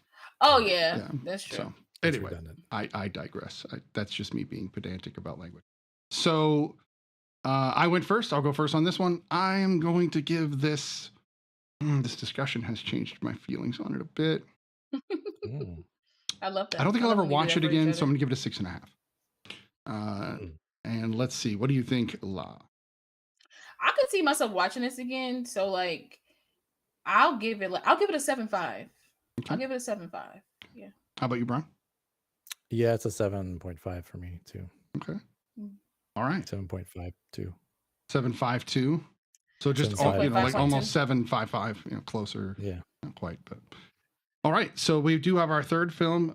This is the neon film in the bunch. The other last two were both A24. This is definitely the story of a girl. That's true. That poster is deceiving. Quite deceiving. I imagine this film. Say something about that too. I was like, it's actually kind of genius. It is. Because the poster makes me go, "This is sick and disgusting and weird." And And while it's still Cronenberg to the core, you can tell he was definitely influenced by his father. This threw me off. La, I was going to give you the first take on what you thought of Possessor. This movie Possessor. Wild. I like to say, I like to add words for no reason. So Possessor. Brian Cronenberg's Possessor. This film was wild. Okay. The moment it started, I was like, what am I watching? I was like, what is this? Because I didn't read the other two films. I read the synopsis for them, and I think I'm gonna stop doing that. Yeah, I think I'm gonna stop doing that. This one I didn't read the synopsis, so I was like, the entire time I was like, what is happening in this film? I thought it was like very artistic, very interesting. The acting between, I believe her name is Riseborough. Is that her? Yeah. Yeah. Andrea Riseborough and Christopher Abbott was like, mwah, chef's kiss.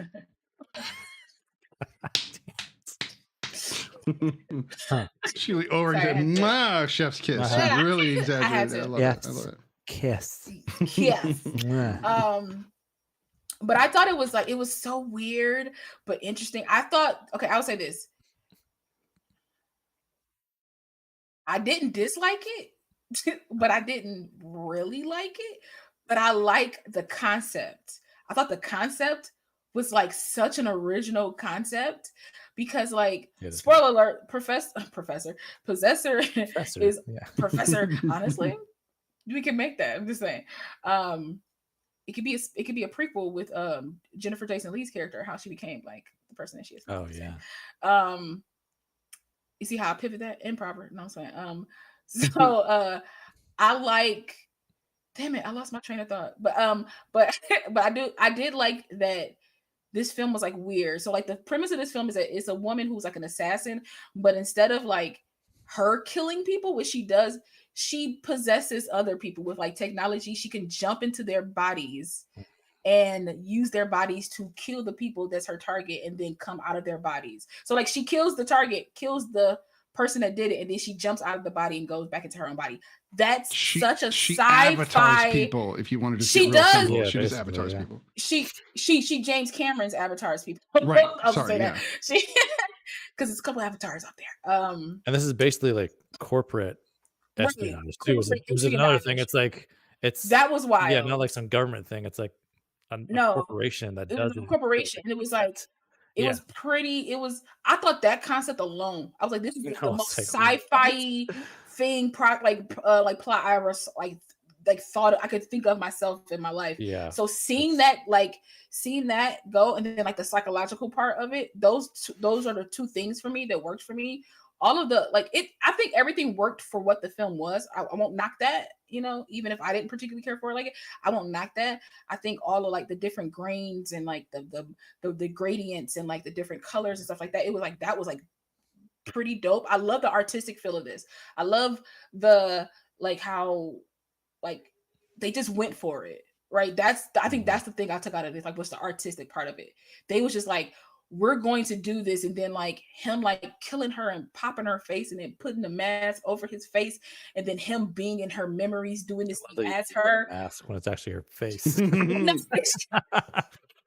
was her skin, like but it's still like a mask. It was it was so wild. Like it was just like that part was cool. This film was like if I don't need to do acid, like that's what this film is for me. Like you don't need to do acid, and it was just a very interesting premise. Like the premise alone just like kept me locked in because I was like, where are you going with this? And then the psychological part of it all of like her boss pretty much like inceptioning her to become something that she wanted her to be from it. I was like, you essentially drove her insane, and to watch her kind of be like a like Taskmaster a little bit and like mimic voices and like how they kind of like move and stand. It was just such an interesting like procedure because anytime we see a film where somebody jumps into somebody else's body, they just automatically just do stuff and people are like accepting that you're you're the person. You're exactly the same as you were yesterday. The same as you were the other day. And in this one, it was like she had to like yeah, how you doing? Because she doesn't know his memories or anything like that. Like stuff. That was like it was just such a smart way of going about it that you didn't see. I really felt like whoever created this really sat down and was like, what's been done. Brandon, scrap that. actually, What hasn't been done? Things. What would let's do the things that haven't been done and see how we can make it. And I love that type of creative process. I would have loved to have been in the room. I probably would have been in the corner, like, what is happening? But I would have loved like every minute of it. But I enjoyed it though. All right, Brian, what did you think of Possessor? I got it right. Yeah, so I'm not like, I mean, I know Brandon Cronenberg hasn't had too many films, but I'm not the biggest Brandon Cronenberg fan. I wasn't a fan of Infinity Pool. Not sure if that's a hot take or not, but I've never seen any of his movies, so okay. There you go. So I was kind of like going to this one, be like, what is this? You know, is this going to be another Infinity Pool or a previous kind of thing? Is this, you know? But I actually enjoyed this much more than Infinity Pool. And yeah, I was like that with like what Lau was mentioning too. I was like, I loved all those little details that they figured out. Like they physically had to like take the person, you know, unconscious and like surgically do things first. Like, man, it's like a crazy operation they got to do. Yeah. Just so they can like possess the person. And think about it, she did that to her probably to both of her son and her husband. Oh yeah, both of them probably have implants, right? Because the son was implanted at the end. I don't think exactly. She did it, that's totally, but they were done. It was done by the corporation at the no. very I don't think she. I don't think she even knew. Yeah. I'm saying she covered her bases. Like Girder covered her bases and and implanted both of them. And I was like. That was a left field thing, but go ahead, Brian. My bad. Yeah. There's some definite, but I did think it was going to be something else too. Like I thought it was going to be like way more like body horror than it actually That's was. what I didn't thought think it was too. Be like so like was that? That's what I thought too. I thought it was going to be a lot more body horror. I think the poster kind of lends you to that too. Where there's going to be some messed up. But I love psychological stuff like this. Yeah. And this is like definitely more sci-fi for me, you know. And but yeah, like the playing with the like another element that felt like what would really happen is like where because the whole thing was like to make his will be weakened and have her have total control, right? That's such a like crazy concept too. Is like how strong is your will? And his will was Tate's will pretty was strong because his will was Green Lantern. And like it was like messing her up, and so her connection was like psychologically messing her up. And plus her will was weaker because she didn't want to go back, and she was kind of forced to go back. Right. So she was already wasn't even in the right mind frame to totally. To she was that. already weakened from the previous job. Well, also, you know what I mean? Like, who switches bodies and then does drugs? I just want to put that out there. I'm sorry, that already has to be a psychedelic experience, switching bodies, experiencing what it's like to have a penis when you don't, etc. Yeah. Why are you putting drugs in there too? Like when he opened it, that's one of my favorite parts. I was like, because that's exactly what I would do if I was in the body. Oh, there's nobody on the planet that wouldn't be, that wouldn't look. Exactly. Yeah. Man, like what a like. But it like just a glance. It didn't have to be like playing with it or anything, Yeah. Those are the things. Not till the sex scene, but you're curious, right? I mean, so like those little things are like, so real to me, but the very psychological nature of it, of this battle mentally within your own self of like, man, there's something in there, and there's so many things you could like go off. I mean, it's like dissociative identity disorder is like one thing that comes to mind. Like that could be a slight parallel, not a full comparison, just like a slight parallel of like just having that. Like another thought or another person talking, another person moving, like and like how much your own will can control or hold that part back or however it is. Because when they finally confronted each other mentally, and she was trying to get him to kill her husband, I was like, oh, she's broken. I was like, she's broken. I was like, okay, she's broken. And like the thing is too, she's kind of addicted to the job, killing nature. The killing. Like, because she doesn't even kill the easiest way. She kills the hardest way every time. The most satisfying way, I would say. So she's already nuts. Right. And Gerda just needs to push her just a little bit more. The way she took out Sean Bean, or tried to take out Sean Bean. Oh my God, dude. Brutal. And as soon as I saw Sean Bean, I was like, well, somebody's dying. Oh, he's dead. Yeah, somebody's dying in this movie. I was like, it's Born's dying. Right. I was like, dying because he always dies. He dies in half of his movie. He always dies. he survived. No, Literally, for you, Sean Bean. I don't think he did. beat the system. Ultimately, I he think that- did. I Oh, you don't- think he died eventually So of his injuries? I think as I mean, we that's- get towards the end of the He had brain film, damage for sure. we see Voss in front of him again, and I'm not sure if that's because Voss takes over long enough with Tate to go out and just do it, and then comes back and kills Eddie. Oh, gotcha. I'm feeling like it might have happened in that moment because the whole Probably. point that Girder was like the job needed to be finished. The whole thing is kaput if they don't kill him. Yeah, he's still alive. Like Sean Bean's still alive. But at the same time, it almost felt like this time around was the time for Girder to get that like one up on Voss and make her a permanent asset, if you will. I don't know. I feel like the I don't know. I mean, I'm just spitballing here. I'm just like devil's advocate going, you know, because it's like they said he survived, and even if she went back, if he's not like coherent, if he's just kind of like in his body but not in his body, true. they still win. Yeah. That's because they're still going to give the thing to corporate. So like technically, they wanted him to mentally fit. But he's not mentally fit to even work the business, so it will go to the son, and then like the corporation would have control. So like, that's kind of how I saw it. I saw it was like she stepped in front of him, but I don't think she Ava did it, a 'cause he was like, target too, so that she wouldn't get the company? Yeah.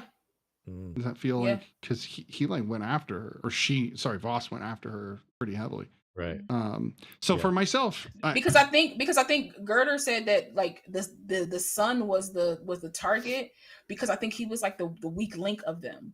Like the girl had too much fire. I don't think she would buckled for anybody if she got her father's company.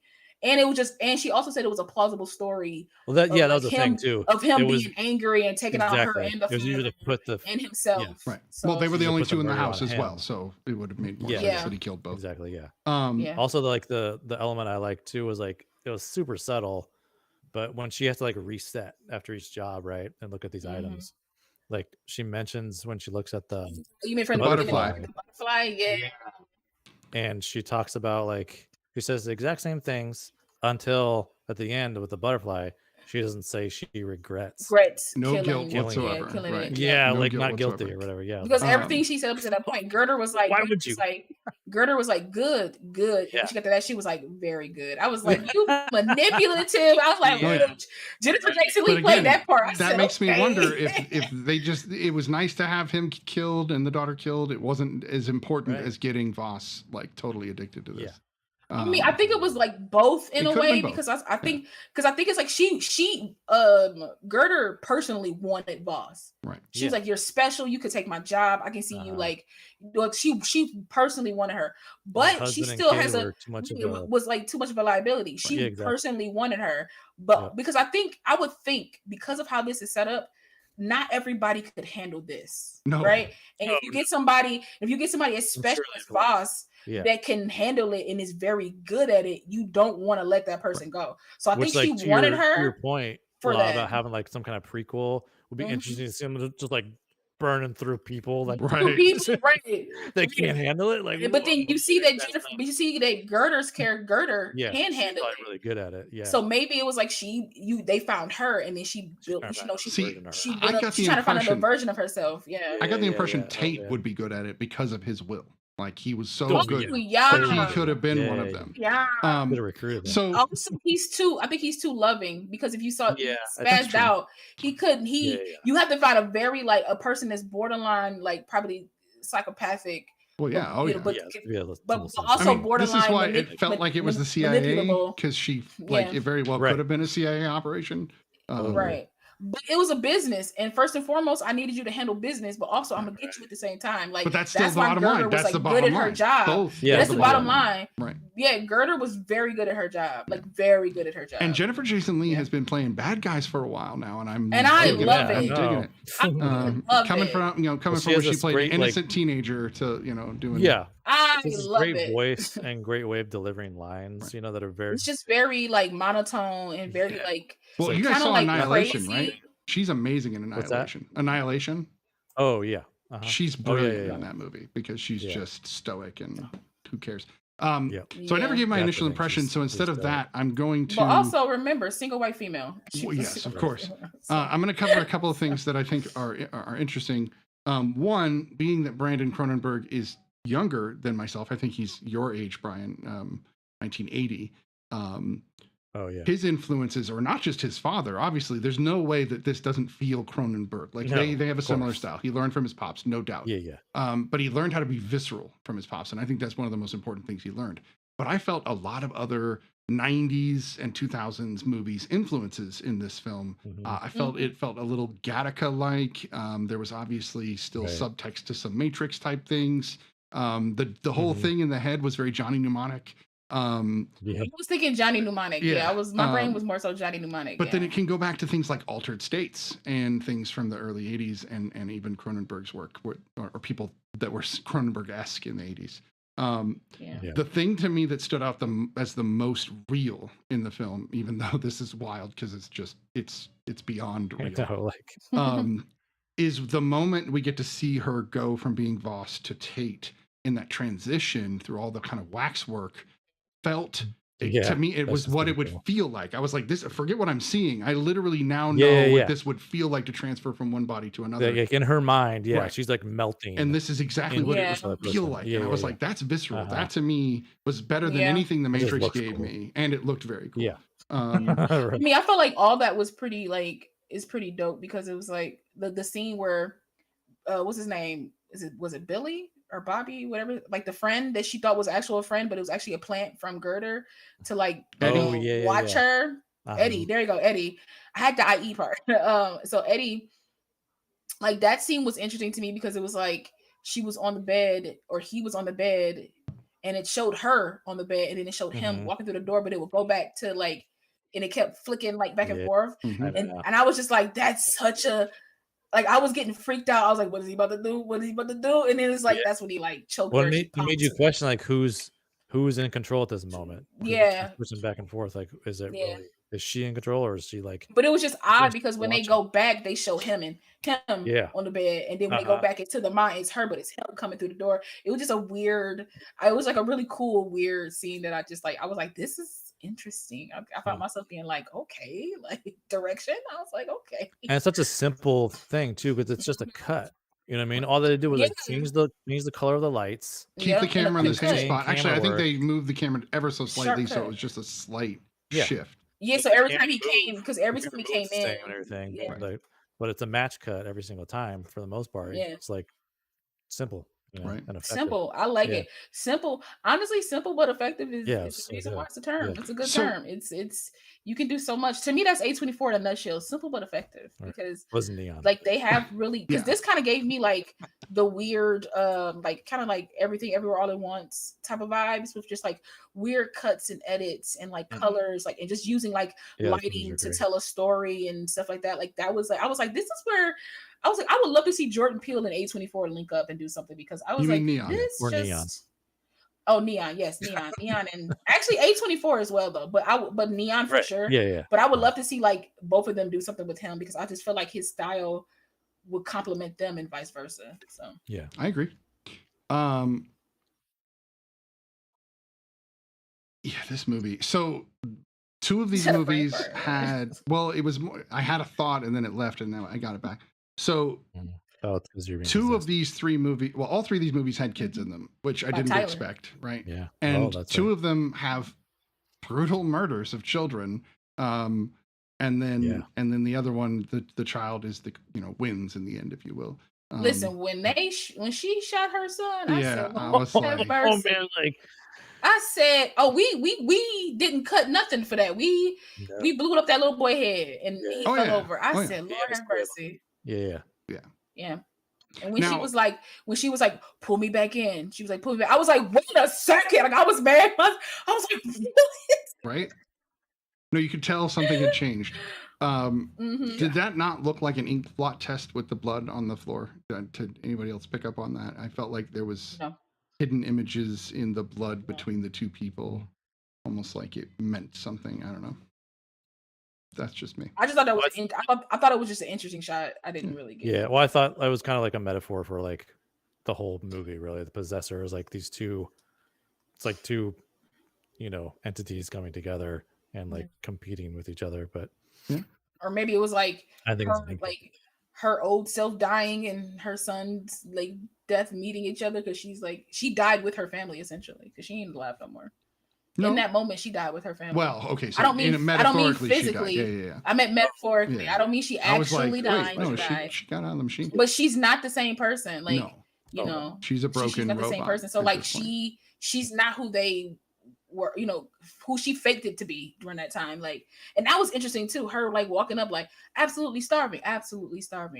She had to practice that too. Like, and she didn't know who she was herself. Sad. Right. I was like, that is so sad. Yeah. And then to see him doing that down the street, like darling, and you see her like darling. I was like, it was like the cuts back and forth were just like very interesting. Yeah. So yeah. Mm-hmm. That's good. Yeah, another brain fart. I think I'm just tired. That's just the way that goes.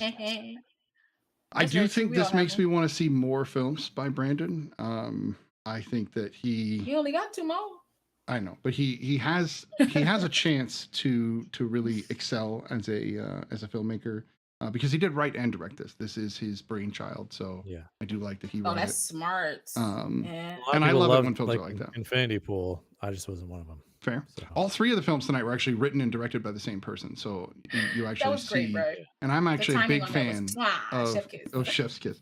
I love films that are both written and directed by the same person because you usually get a more cohesive concept, a more cohesive film. It's not always the case. Good filmmakers, you can take somebody else's writing and do something with it. It's like the first 5 seasons of Supernatural written by the same person, like storyboarded by the same person. Yeah, every episode written by the exact same Sorry, no, I have a problem. Stop it. Anyway, it's really every show shouldn't get 15 seasons. It was such a popular show. It's it's a Buffy ripoff, but that's just me. Here's the thing. It's kind of not though, but here's the thing. I mean, you could say the same thing about Buffy as a ripoff of other stuff. True. I mean, I'm gonna be devil's advocate here because Supernatural is one of my favorite ones, but I do believe that it went too long. I am a firm believer. Listen, just because I like something, don't mean I can't tell the truth about it. Yeah, like you get tired of it. I think that's people's issue nowadays is that you can't be like, I'm a fan of the MCU. I love the MCU, but they can chill for a little bit. They can chill. Yeah. We need to like. It's the same thing with Star Wars because the reason why like stalled me out for 5 years. Like for me anyway, for the prequels, why the prequels were like so because it was so much anticipation because we had anything. We didn't know Star Wars for so long. It's like we can keep doing that. Maybe not like that. But long, even with 7, we had a 10-year gap, so there was a nice big gap between 7 and right. But in the end, and again, the anticipation was like, yes, we're getting. But since 2015, it has been nothing but Star Wars. Like, yeah, so but I mean, I feel that way about the MCU because the moment you figured out putting stuff on TV, they was like TV shows galore, but we ain't gonna put a lot of budget towards it, but still eat it though. And we're not gonna do them. And we're not gonna do them the same way as TV shows should be done. Right. I actually don't mind that, and I know they're going back to it, but I actually think that it was refreshing to see something that did still feel cinematic in a sense, but didn't actually follow the rules because TV, sure, it should be shot a certain way sometimes, but I think breaking that's not what I'm talking about. I'm talking about like how the show was run. Like they were not so like writers' rooms. There was like 0 writers' rooms basically. There's like a very small writers' room. Like you didn't have as much like collaboration on these. It was very controlled. Like and you can tell by like the quality of it coming out. Like you can tell the people that cared, the people who didn't. Yeah, exactly. You can really tell because like WandaVision, you can tell people care. You can tell people care about that. Loki, people cared about that.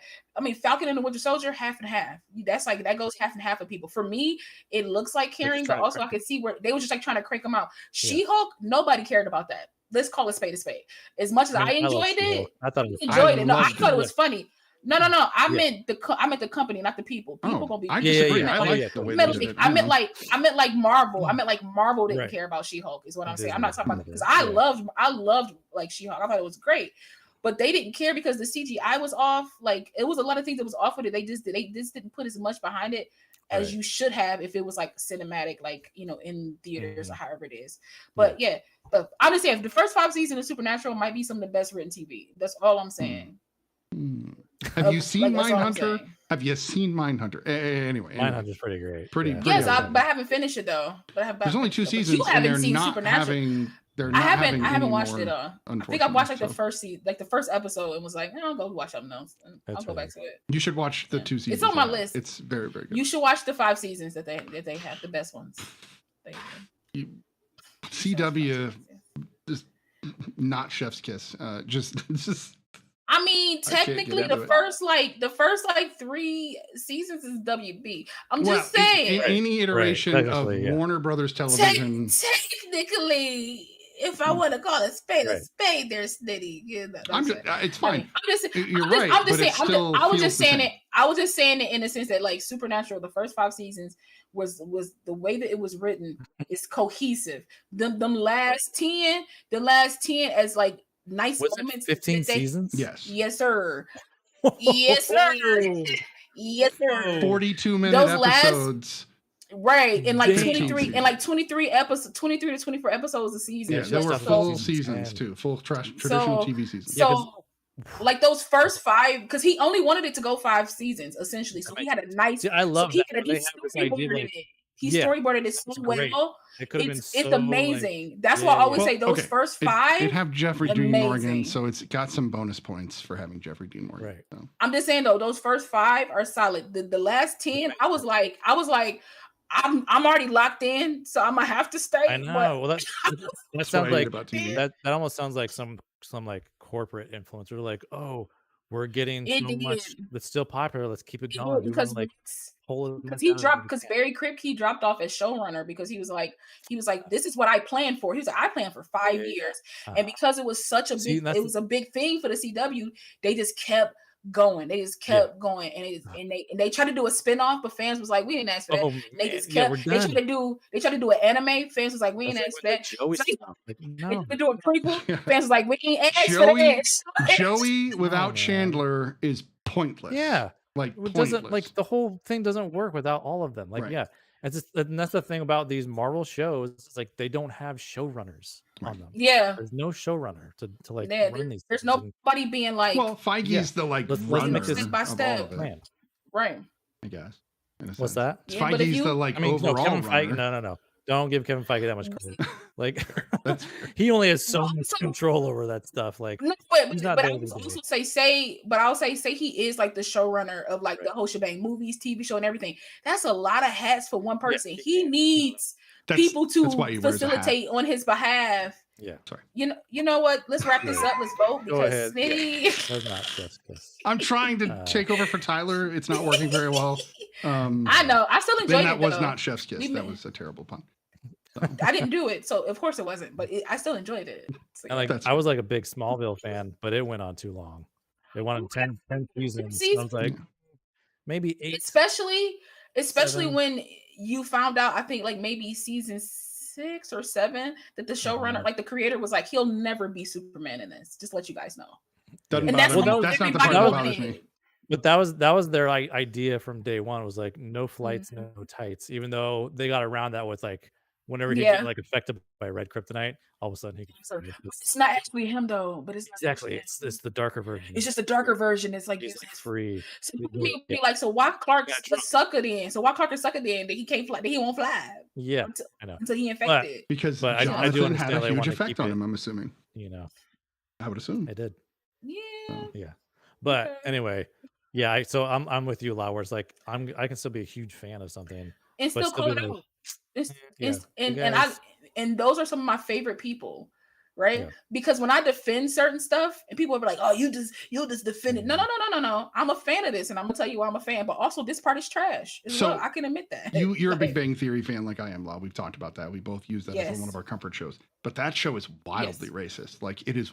Wildly racist. God. Listen, on the first rewatch, like after finishing like the series finale and then giving it like a couple of years and taking a break, and I'm like, I miss the quippiness of Big Bang Theory. Yeah. Put on Big. I was like, so I didn't care when this came out. I didn't have. But it came out in 05. Remember, it came out in the era. But it came out in 05. It did. Turn a blind eye. We were all turning a blind eye. In 05, that's when Supernatural came out. Grey's Anatomy came out. Like that was during that time where like these serialized TV shows were like they were churning them out like crazy, and we were just consuming everything. And I still, until this day, here's the thing. To this day, I still like Big Bang Theory. It's still good, but it's like it's racist. You can tell this was written by like white men that does not know the world outside of their own like 4 walls. It's interesting because it's done by Chuck Lorre, and it was like his baby. And Yeah. he's a Jewish producer that definitely used He does not his write. character. He does not write character colors. Right, but characters of they color made a well character. I mean, he barely wrote nerds well. No, I know, but he wrote a true. character in there that was a Jewish character that he could sit there and self-deprecate on, which is great. Yes. Right. But then use Yeah. that as a means to then use racist jokes against We'll everybody do the else. same thing. And I'm like, no, that's fine if you're like Mel Brooks and you're just doing, self-deprecation. Great. Stop there. That's where you have to stop. But he didn't. Like they pushed way beyond that. And it's hard. It's harder to watch every time I watch it. I'm like, oh god, that's yeah. You know what? There's a lot of problems with that show beyond that too. Because that show went like what 11, 12, 12 seasons. Yeah. How many seasons? 12 seasons. Okay, 12 seasons. Yeah. I always start like season 9. Like I don't do those. I don't do those like first after Howard becomes a human, seasons. right? After Howard becomes a human, then I'm like, let's start the show when he stops being a pervert. I was like, let's start that, and people keep condoning it because we're nerds, and it should be okay because they're nerds. And I'm no, that was the whole premise of this. We can be whatever we want to be because people should feel sorry for us because we're nerds. Which is why even with Sheldon, I was like, I need y'all to yell at him some more. When they started getting to the point where they started yelling at Sheldon, I was like, thank you for making this realistic because this will get on anybody's nerves after a certain amount of time, no matter if you're my friend and I love you or not. But that's the premise of the whole show, and that's what I do like about the whole show is it's this one individual who just can't get it. But there's a lot of problems with that too, because in the first episode, but if you the pilot ruins everything if you watch too close. No, the pilot does ruin everything. Yeah. Anyway. But if you realize though, if you go back to like the first couple of seasons, it wasn't really solely about Sheldon. It morphed into that. As popular as Sheldon got, it became to be like the Sheldon show. And I hate when shows do that. I really hate when shows do that. I mean, I enjoyed it in this aspect. And then they did a spinoff about Sheldon as a child. Exactly. And we could talk about how that's the whole wrong. mythology. Yeah, no, like there are moments the where whole they mythology of Big Bang Theory. They're like they take this moment and they go, nah, it's not really like that. It's this over here. Yeah. What? And that's why my brother loves young Sheldon. I was like, no. I didn't mind the change in that. And I love that they used more Laurie Metcalf's daughter, perfect person to put in the role. Felt like it was really Laurie Metcalf playing his mom. Yeah. The kid was great until he grew up and did not look thin and weird. He's all built and that's the problem with children actors is like the kid is now. You don't know how their body going to turn out. Like he's got muscle on him. Yeah. He doesn't look scrawny. And please believe you won't tell him to lose weight like you would probably tell a female to. Agreed. Weight they won't. They won't. But we might not even get the last season of that show because of the writer's strike or the SAG strike. We went way on a tangent there. That's okay. Love it though. We had time. We did. Kyle said something that he was talking about Heroes. That's a show that got panned because of the last writer's strike that people hated season 2.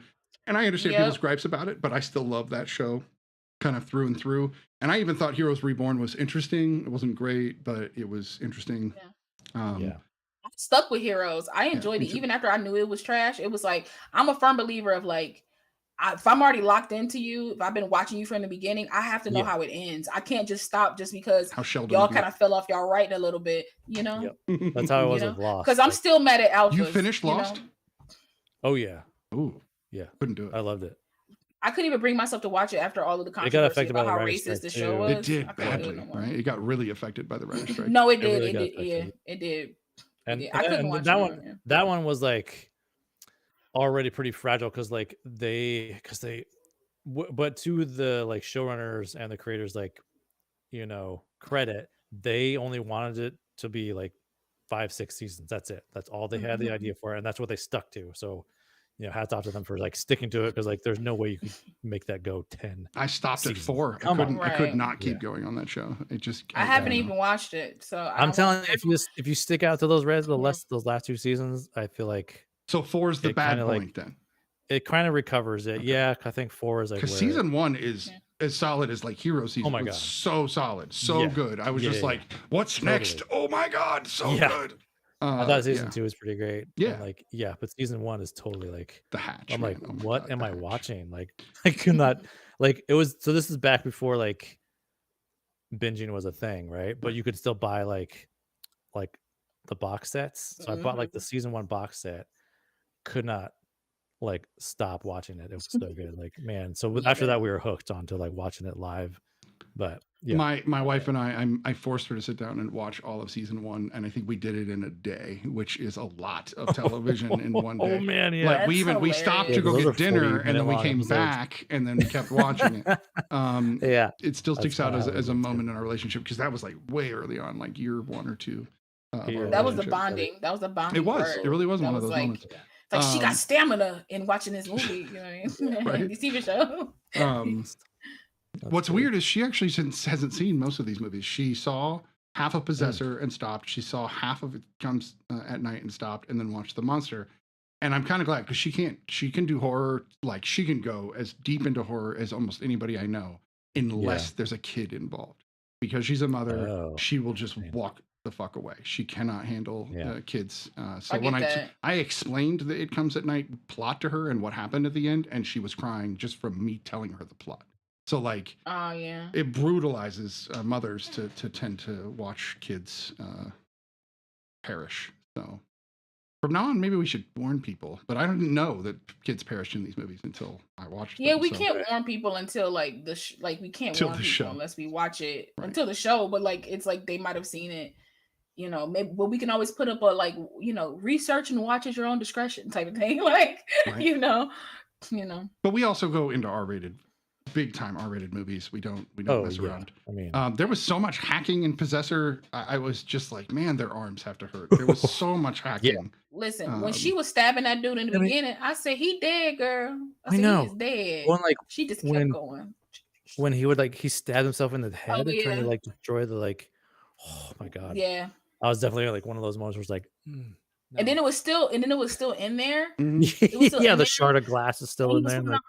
You know, if a movie can get me to go like this, if I could cringe a little bit, I don't really get scared or like jump or anything anymore. But if a film can make me, you did something really good, you know, like if I'm moving or doing something, totally. I'm like, damn. You did a good job, kid. You did a good job. We're gonna have to watch Feast, because I have a feeling that Law has never seen Feast, and I think that's a must. Brian, have you seen Feast? It's funny because that's I actually haven't seen Feast. Okay.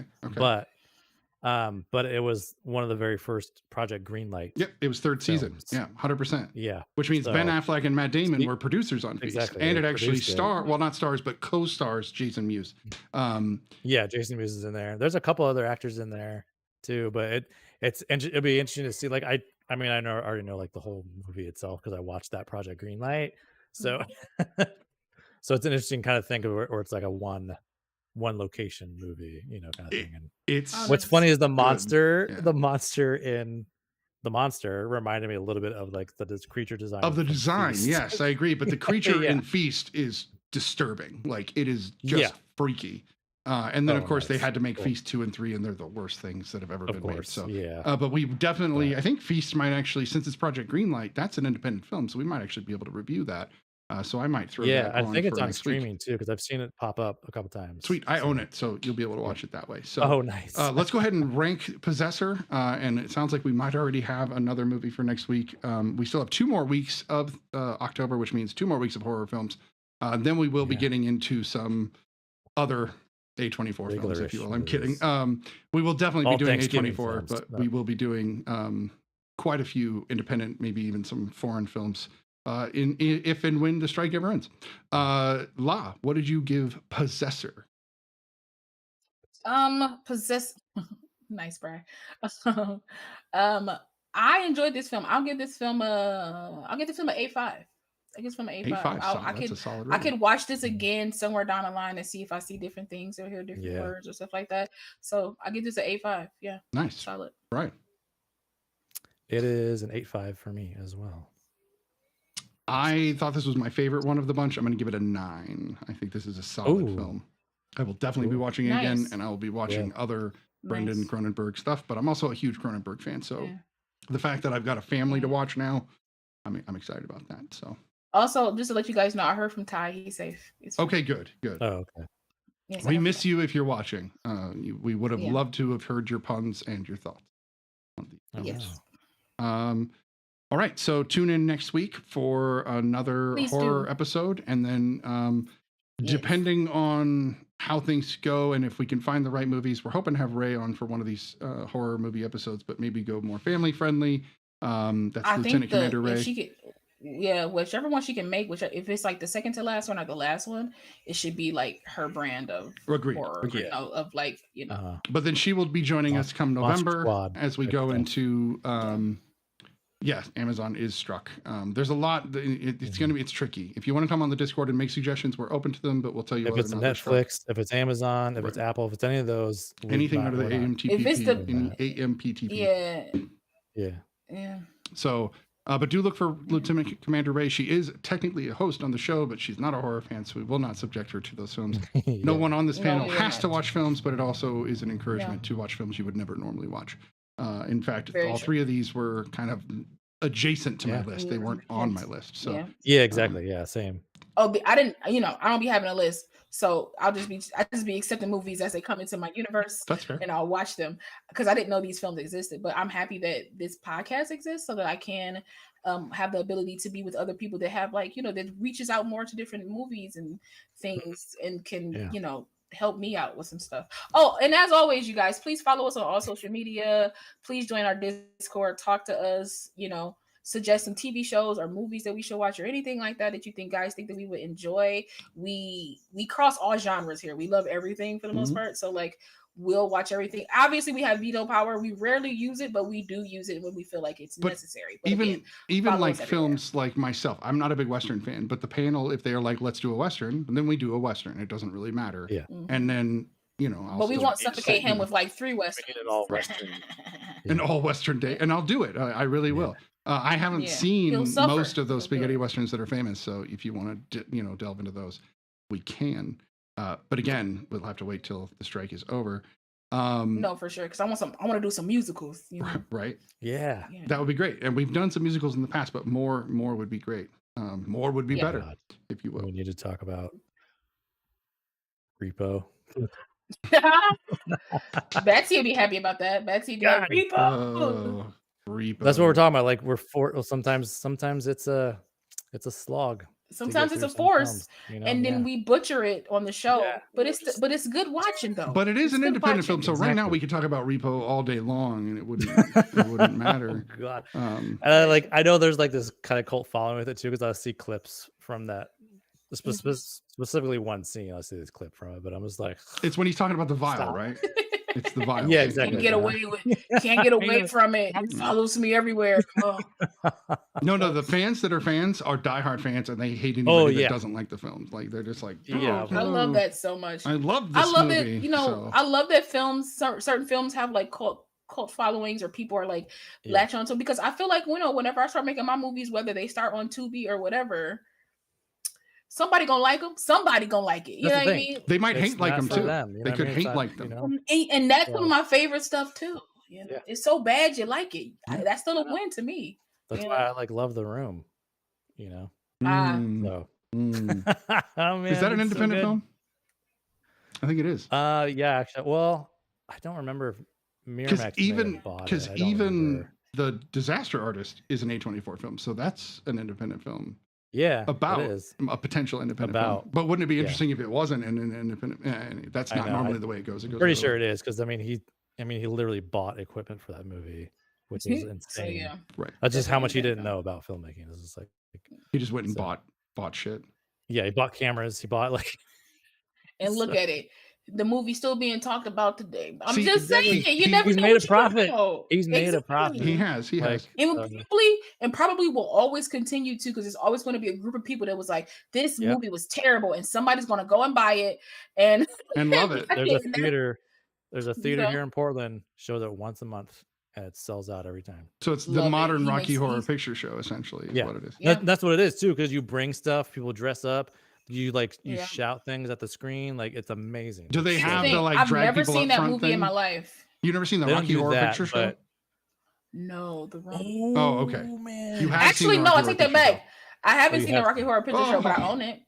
Okay, there's a musical. It's definitely not one we can review right now, but yeah.